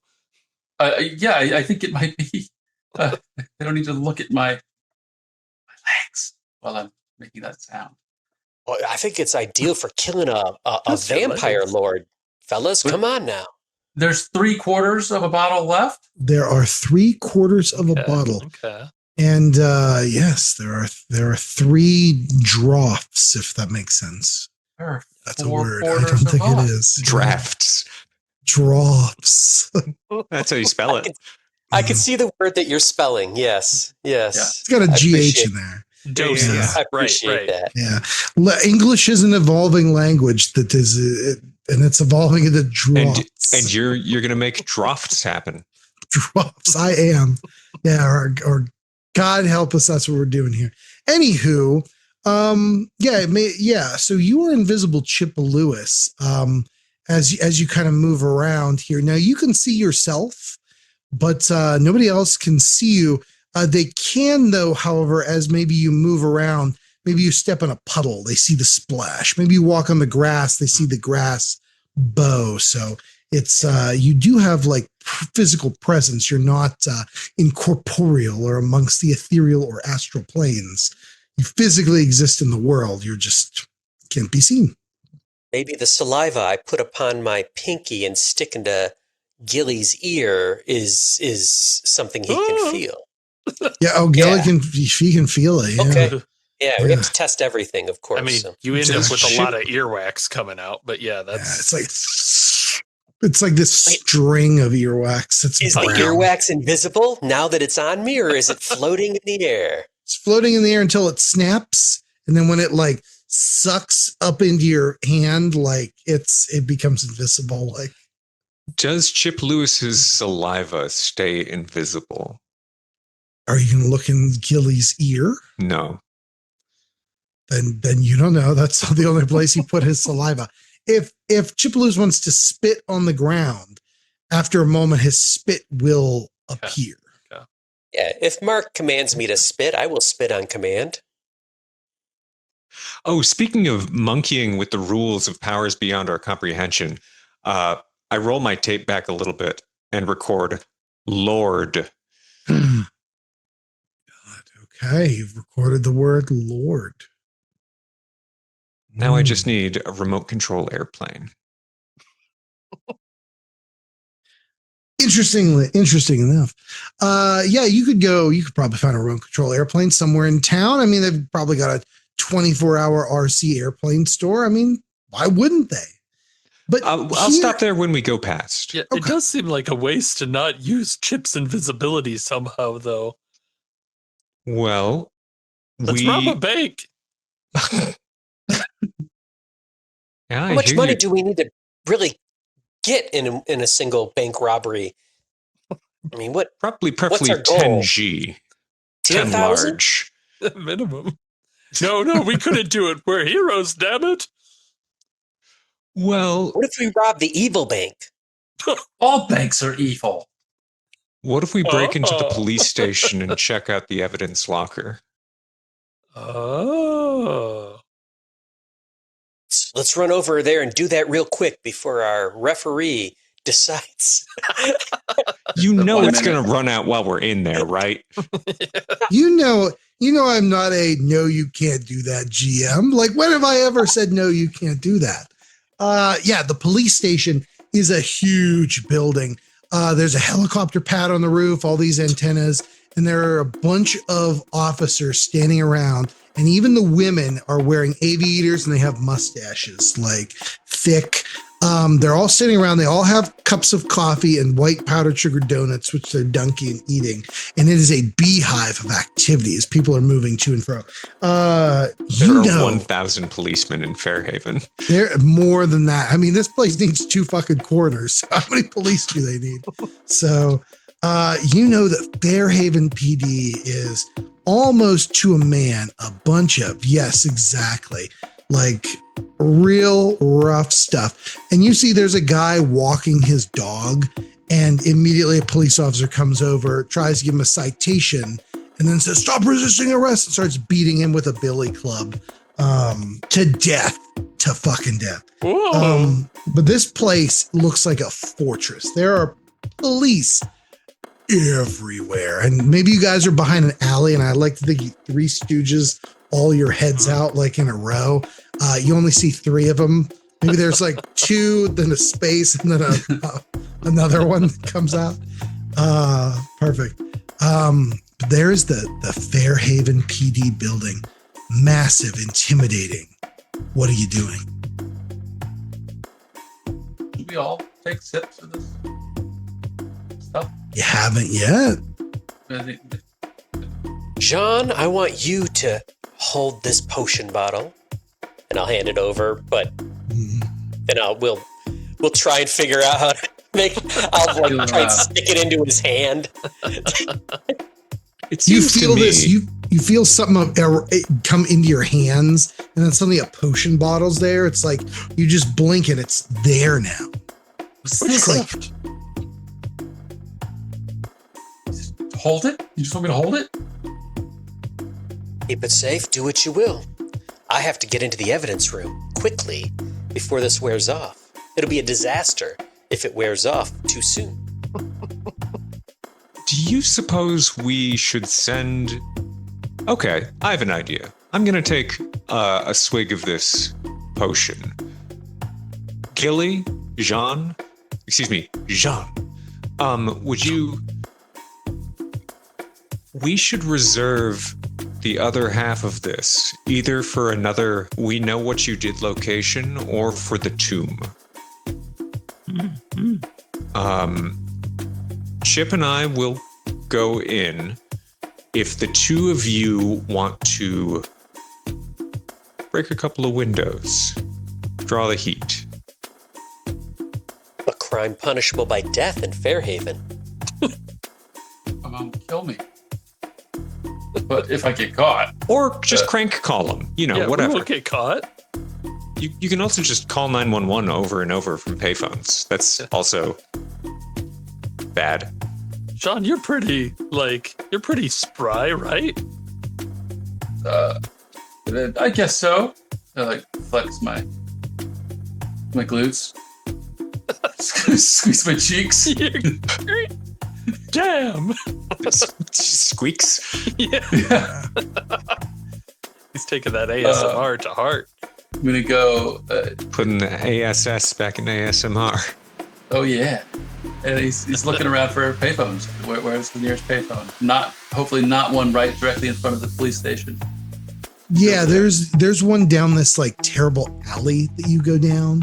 It's graffitied and covered in ads for all kind of businesses and stuff, rotting papers. But yeah, you can access this a telephone there, a payphone, and put in a dime and a nickel and a dime, and you can call 911, and the operator's like, "You have reached 911, Fairhaven's only emergency services line. Para Espanol?" Who knows? And it just goes on and on. Check out our latest events. The police fundraiser will be running now through, and it's 8 minutes. 0, Yeah. You keep pressing 0 and it just resets the message. Welcome to Fairhaven Emergency Services. I also line. love that they make you pay 15 cents to call 911. Yeah. It's not free. It's not free. I mean, who's paying these cops' salary? I mean, Fairhaven. So Taxes. I don't think Mark the Vampire knows how shit works in this town. Not the librarian. Yeah. Anywho, you get to the automated message where it's like, to report a crime, press 5. To report that a crime is no longer being committed, press 6. And it just goes through the list. I'm gonna press 6. 6. We'll connect you to an officer straight away. An officer comes on. Hello, Fairhaven Police. Do you report that a crime's done? Yeah, crime is done. It's no longer being committed. Oh, that's great. That's great. We don't have to send anybody then. What was the crime and where was it at? So we know not to send anybody in case somebody else calls it in. The crime was in your evidence locker. Our evidence locker. Yeah, it's no longer being committed. There was a crime committed in our evidence locker? A theft. Was anything stolen? Why are you blowing us up like this? No, this is genius because it's done. It's done. It's over. It's fine. Yeah, was anything taken of note that we should know about? A lot of things of note. Yes. Oh, well, that's I can't bad. be specific. It was just a lot of things of note. We're gonna need to get those back. Can you tell me who committed this crime? We'll go get our stuff back. Have you ever heard of someone named Lord? Yeah. Have you ever heard of someone named Reginald? Reginald? Could you be a little more specific? We have. He's a lord. It's Lord. Lord Reginald. The line goes dead. Well, while he's making this phone call, what else is happening? Because I assume you're not all sitting around listening to this phone call. What's Chip Lewis and Mark the Jampire doing? Unless you want to listen to this phone call, I don't know. Mark, Jean has it. He's going to set us up perfectly for this caper, so we can just go in. Yeah, without any questions, without any planning together. Let's go. Without a doubt, we will have this nailed. So once I drink the potion, can I see Chip? Is it like Lord of the Rings vision? Like, do we? They're all. It is wild. now. Yeah, you drink it and you see Chip appear. And Chip, you can see Mark, but Mark, you disappear from Gilly's vision. Still wearing pants, I see. All right. Good. Yes, you see a big grease paint thing across his forehead. Let me get that. Okay. Yep.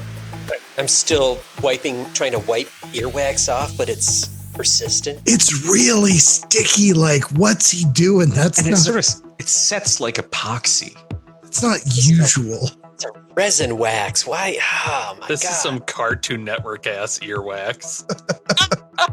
Like they'd zoom in on it. Yeah, and it would be like Amazing. the painted thing. Yeah. It's super detailed. Like the rendering is way too detailed for that. And you hear Foghorn go, so you're looking at it. But you guys are invisible. The cops don't seem to notice you as you walk out into the street, and you can overhear their conversation. Yeah, I got a crime. I guess some sort of domestic disturbance. I just shot them both just to, make sure to put an end to that real quick. So, another one done. That's a good day's work. And somebody else is like, yeah, I said the kid didn't have any lunch money and he wanted a lunch. What's that? That's theft. So we had to beat him black and blue before we jailed him. But they don't seem to notice you as you move through this crowd of police officers.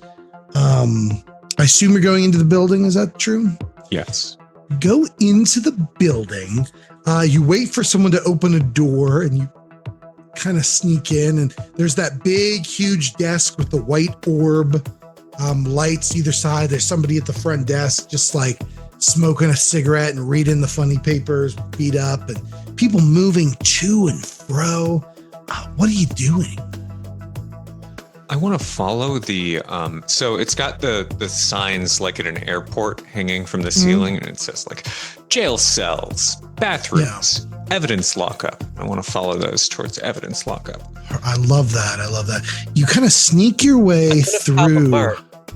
Wow, before we fully exit, I'm going to go into my pocket. I've got my my matches from my smoke break with the preschooler earlier.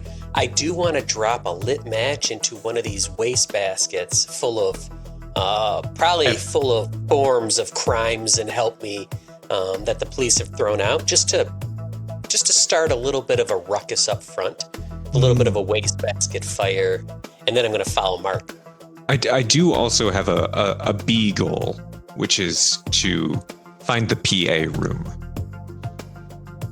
The public access. A B goal, not a beagle, which is what I heard. I'm like, I don't know what the hell's on y'all's sheets. I just trust you. I have an A goal and a B goal. Is the beagle invisible too, or yeah? Perfect. It sneaks you right past Chip. You go past a desk that says solved crimes. There's a woman answering phones there. And you throw your lit match in the wastebasket, begin smoking, and you keep going. It's like some sort of a ruckus is being made. People are running up, but you make your way to the evidence area, and this is you go into this like room, right? And it's filled with filing cabinets and stuff like that. And this is like records. And then past it is like another door that says like evidence lockup. And you're in this room and you could try that door, but it appears to be locked. This is doesn't open. You're all alone in this room. What are you guys doing? You know how to open a locked door, Mark? Yeah, but I'd rather not have to if I don't have to. I can only do it once per. At this point, it's been like 8 months, so. I nod my head like I know what the heck that means. Well, we can just try and force it, maybe. Oh, I wonder if there's who does it? Who keeps the evidence lie? Is it a quartermaster? Like, who's the sergeant at arms? What's the? Yeah, sure. Maybe we should find that person and steal their key. Yeah, I bet whoever's in the PA booth has a key to the evidence lockup. Hey, what is PA? What does that mean? PA? Public address. Public address. Oh, like the sound system? Yeah. Oh, okay. Let's go find them. Yeah. Go ahead and give me a mind roll, each of you. Both of us? Or just Sure. Mark? Yeah, either one. Not my forte. 4 and a 4. It's not a success, unfortunately. Oh, I have some mind. Don't forget you can spend hope if you must. I have 2 hope. Oh, hey, did we get any of that back from sleeping? You get 1 hope back for sleeping. I got 3 hope. Spend got one of them 3. right now. 3 threes. Oh, that Three All right. threes. Yeah. Yeah, you're like, I don't know who would have that key. I don't know where they would be. I don't know. You can maybe find your way to the PA booth, but you don't know about any keys up there for sure. And you, is that what you like to do? Try to find the PA? No, area? I would like to go to the PA booth after the evidence lockup because I think I'm going to blow up this building. Okay. You say that out loud, or is that an internal monologue? I can say, yeah, they could be out loud. Oh, up the police station. I mean, nothing good's going to happen. There's businesses like there's a. What about little Tiny's barber right next to it? I mean, is it going to be contained? Yeah, sure. I believe you. All right. As long as I don't want to hurt any, and I don't want to hurt anyone in the daycare on the other side.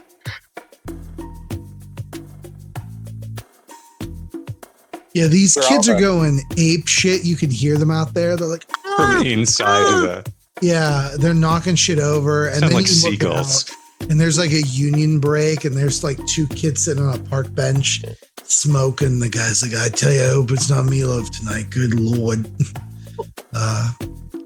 Yeah, so you're in the meatloaf's evidence. hard to make. You've created you. The kids are. I love this. This is ridiculous. This is. All right. I mean, they punch in every day, man.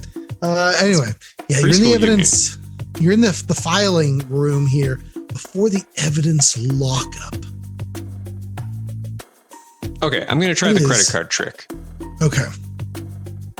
I'm going to take out my library card and I'm going to try and jam it between the buttony bit.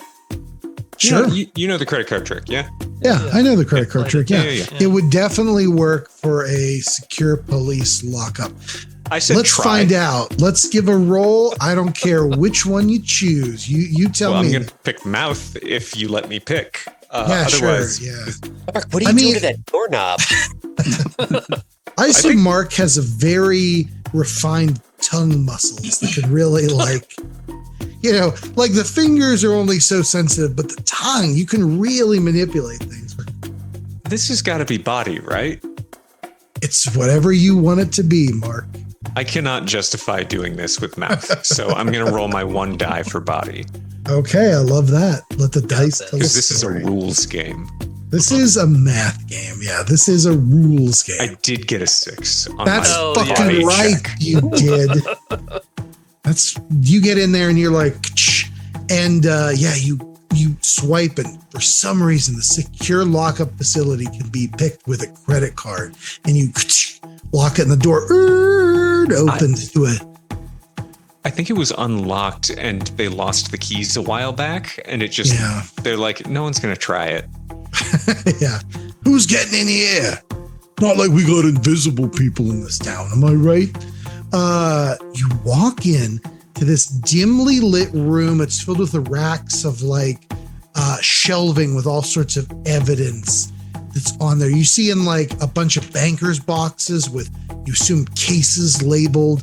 You see all sorts of weird stuff. There's just a suitcase filled with bricks of cocaine, and you see a gun that says Harvey Oswald L. period afterwards.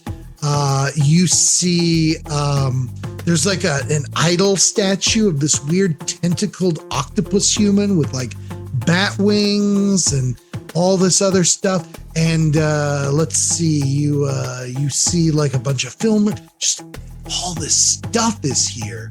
And what are you looking around for? Like, what is it that you're doing now that you're in? An empty box? Our clue is the lawman eats well after clearing out the cold leftovers in the evidence room. I assume there's a cold case box that was once full of money, drugs, evidence, and it's gone now. So I guess I'm looking for a conspicuously absent spot, like a missing tooth. I love that. All right, it's going to take you a couple minutes to look around through things. Noticing what's missing is going to be difficult. You're probably going to have to find a box that feels light, look at what's supposed to be in it, like those sorts of things. So while you're looking around, let's cut outside where the line has gone dead for Jean. And Gilly, you see out front a number of police are like, hey, what's that? And they don't throw away their donuts or coffee. That would be terrible. But they like, you can finish it real quick and begin running inside. There's some sort of commotion in the building.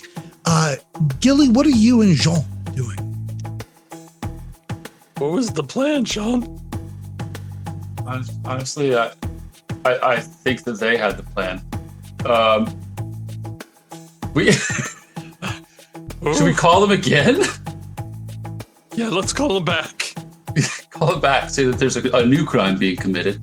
You put in a nickel and a dime. You go through like, welcome to the Fairhaven Emergency Services line. Para Espanol, por favor. In the background, like the police station's getting swarmed. Alarms are going off. Yeah, alarms start going off. You get eventually to the line. It's like to pay us money, press 1.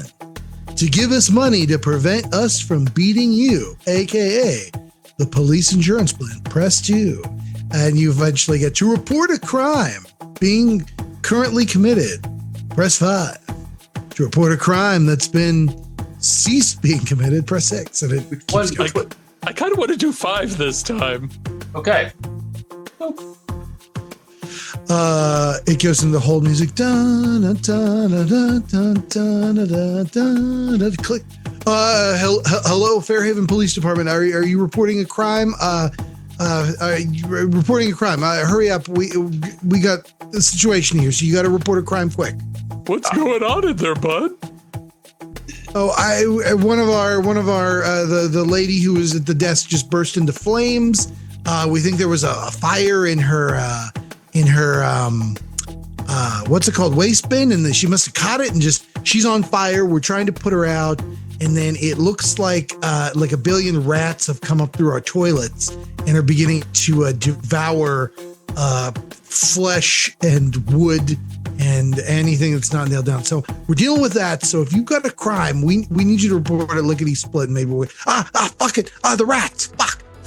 The rats. They're on me. Hurry up. What's your crime? The crime is that you're not recording all the sounds of those people getting fucking eaten. Fuck. I need to hear it. I'll put on speaker and you hear. Oh, it's music to my ears. You're sick, Jean. I love it. I just need to be able to hear it so I can recreate this. Yeah, it's the rat nibbling noises are really something. And you just hear wet, but also clicking. Yeah. You can tell they're diseased, and I don't know how, but you can just tell, right? I think so. So what do we? I don't want to go in there exactly. We just wait for them to get out. Yeah. And hope that we can maybe, I don't know, we won't even know when they're out. When the door opens and nobody comes out. We're going to go and get a couple ice creams and just sit on the bench across the road. Okay. Watch the smoke. Yeah, you go over to Mr. Freezy's. It's catty corner to the daycare, and you guys get some they've got those old school big square shaped cones or square on top, so they can hold 2 scoops side by side. Yep. Vintage, man. And they've got dip too. So you guys enjoy a nice 2 scoops and some dip. And inside, you're looking around and you have found a couple of boxes that are definitely lighter. And reading the manifests here, the cases themselves don't mean really anything to you, but it looks like there's stacks of illicit cash missing, drugs, weapons, and they all have been checked out. The last time these cases were checked out was by a officer, Richard Pizman, Pizzman. Pizman. Go ahead and each of you can give me, as you're looking through, whatever your best roll is to find maybe a clue of some kind here. You sell me on it. This is a soul roll to feel it, a body roll to move stuff around, a mouth roll to just be able to, I don't know, fucking know. You're talking it through. You're talking it through. Well, You're exactly. rubber ducking. I am going to roll mouth. And if I do succeed, I'm going to stick my head out and pretend to be a different officer. Hey, has anyone seen Dick Pizman? Yeah. Chip, you can make a roll too, if you'd like. I think I'm going with the mind. I'm putting together, I'm trying to correlate and organize and use my analytical skills to zero in on Pissman. How Okay. do successes and critical fails work? You roll your things. If it's a critical failure, your entire dice pool is all 1s. Okay, that is If not it's the a case. critical success, they're all 6s. Also not the case. What about a 6 and 2 1s? Then it's just a success. Okay. That's it. And I got Yep. a 6 and a 3 and a 2, so I've got 1 success also. Perfect. I love this.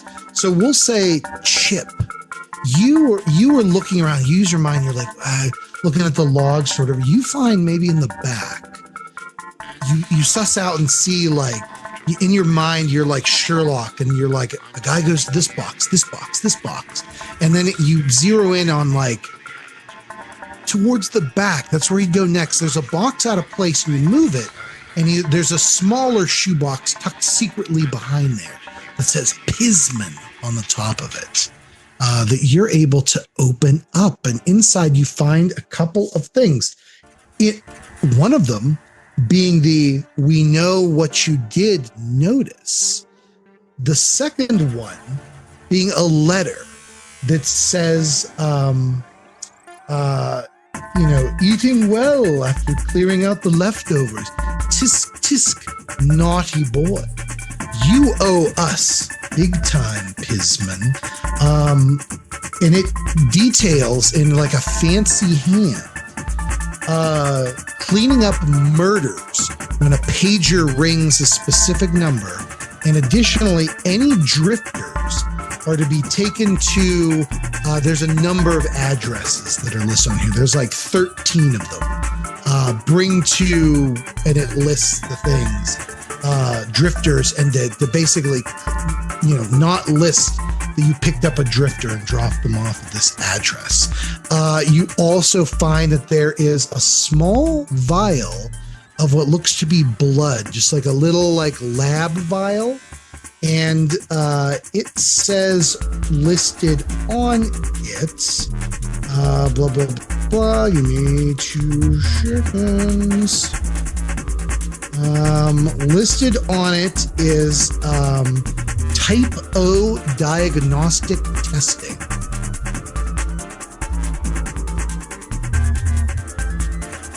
So that looks like a facility name, not type O as the blood. Okay. Right. It's like a I logo. didn't. Nicely done. I did not pick up on that. And a last thing inside of there looks like it is a VHS cassette tape that says Rocky 2 and property of Max Video. Please be kind. Rewind. Rocky And 2 make sure. definitely came out in 1984. Yeah, for Okay, sure. Right? Yeah. 1984 was an amazing movie year. Holy moly. Yeah. And so I'm picturing this correctly. When I pick up something, it just disappears.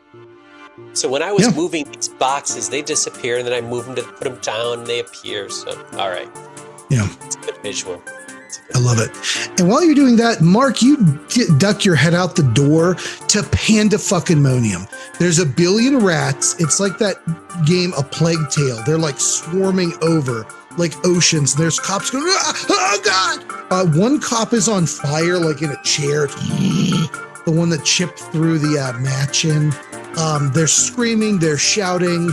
The rats are gnawing on like the wall. So like, the ceilings are starting to collapse in and everything else. It is pandemonium. And you gonna flag down an officer? Is that right? Or I don't think I have to. okay, great. I love it. Terrific. What would you like to do, Chip? You have this box, but the rats look like they look over to you, Mark, and they see you. Their little beady eyes, like a rat turns, and its eyes zero in on you, and then more rats see you. I shut the lockup door. Okay. You shut the lockup door, and rats are thump, thump, thump, thump, thump, against the edge of it. Smoke detectors start going off. In here, the overhead sprinklers begin pouring down. This was the only way in to this room, this windowless room that's made of bricks. And the rats are flooding towards you. And I think with that, we're going to end our session for the evening. All right. Thank you guys for playing. I had a great time. Looking forward to the next one, where hopefully we get a little more from our new friend Jean. Which, Jean so already far. burned down the police station. The very first thing he did.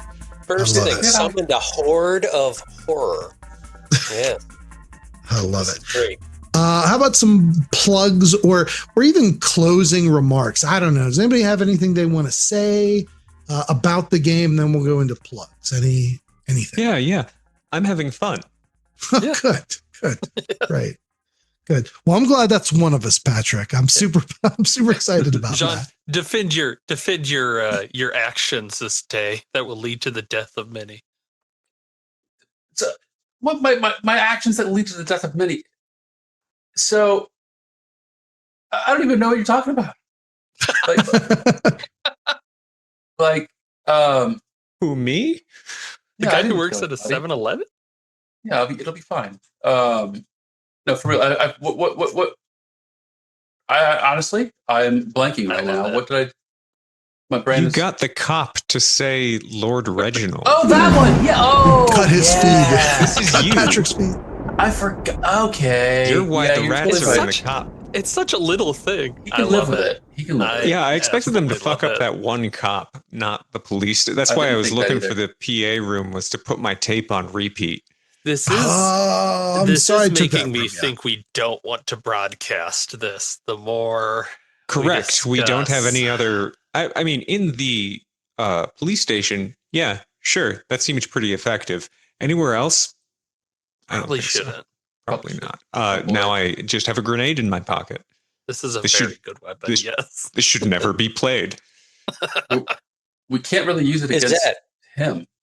is that No. a euphemistic grenade, or do you literally have a grenade in your pocket? I have a mini cassette in my pocket that has 10 seconds of Got recording it. that only says Lord Reginald. I'll also See, point I'm out, Chip, if you want grenades, you can probably find some in this room. So There is probably something in this evidence room. I mean, man. I'm going to grab 10 grand to loan to Gilly the Clown. That's a terrible 20% idea. interest rate due back in Yeah. 3 months. Yep. But also, that's kind of Gilly's problem to deal with. So It'll Got work yourself- itself out, I'm sure. it'll work Yeah. itself out. It'll work itself out. I just want to say, Patrick, how much I wish your cat had just leapt at you as soon as you said Lord Reginald. That would have made my day. That's because I Incredible. locked her out of this room. Ah, All right, yeah. Let's do plugs. Who's Colin? Do your plugs. Plug your stuff. sure. Hey, everybody. My name's Colin Richards. I'm an artist.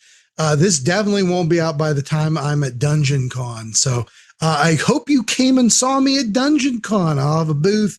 I'll be selling original art and stuff like that.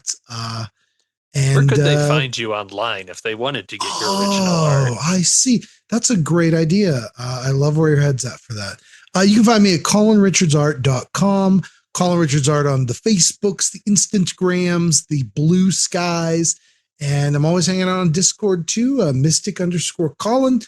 Come to the RPG Reanimators Discord, chit chat with me there. Check out some art, games, stuff. Yeah. And play more Dungeon Crawl classics. Please do. Please. And not just play them, purchase the modules. Every player at your table needs all the modules. That's how RPGs and specifically work. Write letters to Goodman Games saying, this Colin guy, he's got it, baby. And other publishers. You can use those words. Yeah. Anybody. Absolutely. Yeah. I love it. Nate, what about you? I too would love to pitch Colin's art. Do you do like if I was writing a scenario, I needed a cover for that scenario that actually attracted and made tons of people buy it? Would that be a job that I could ask you to do for me for money? It could, yes, indeed. I do art for money. That's what I do. Whether it's Sonic feet pictures or traditional pen and ink illustrations, I do it all, baby. Anything you need, covers or whatever. Do you worry that you're going to get typecast as the Sonic feet guy, though, if you do too many? That job has already been taken by plenty of other artists that are not me. Fair enough. But if I it's also okay. am doing He'll bleep that. I'm doing my Sonic Feet scenario, Call of Cthulhu 7th Edition. Is there a contract or a non-disclosure so that you don't let everyone know that I'm also doing one of these? I need privacy. I don't know.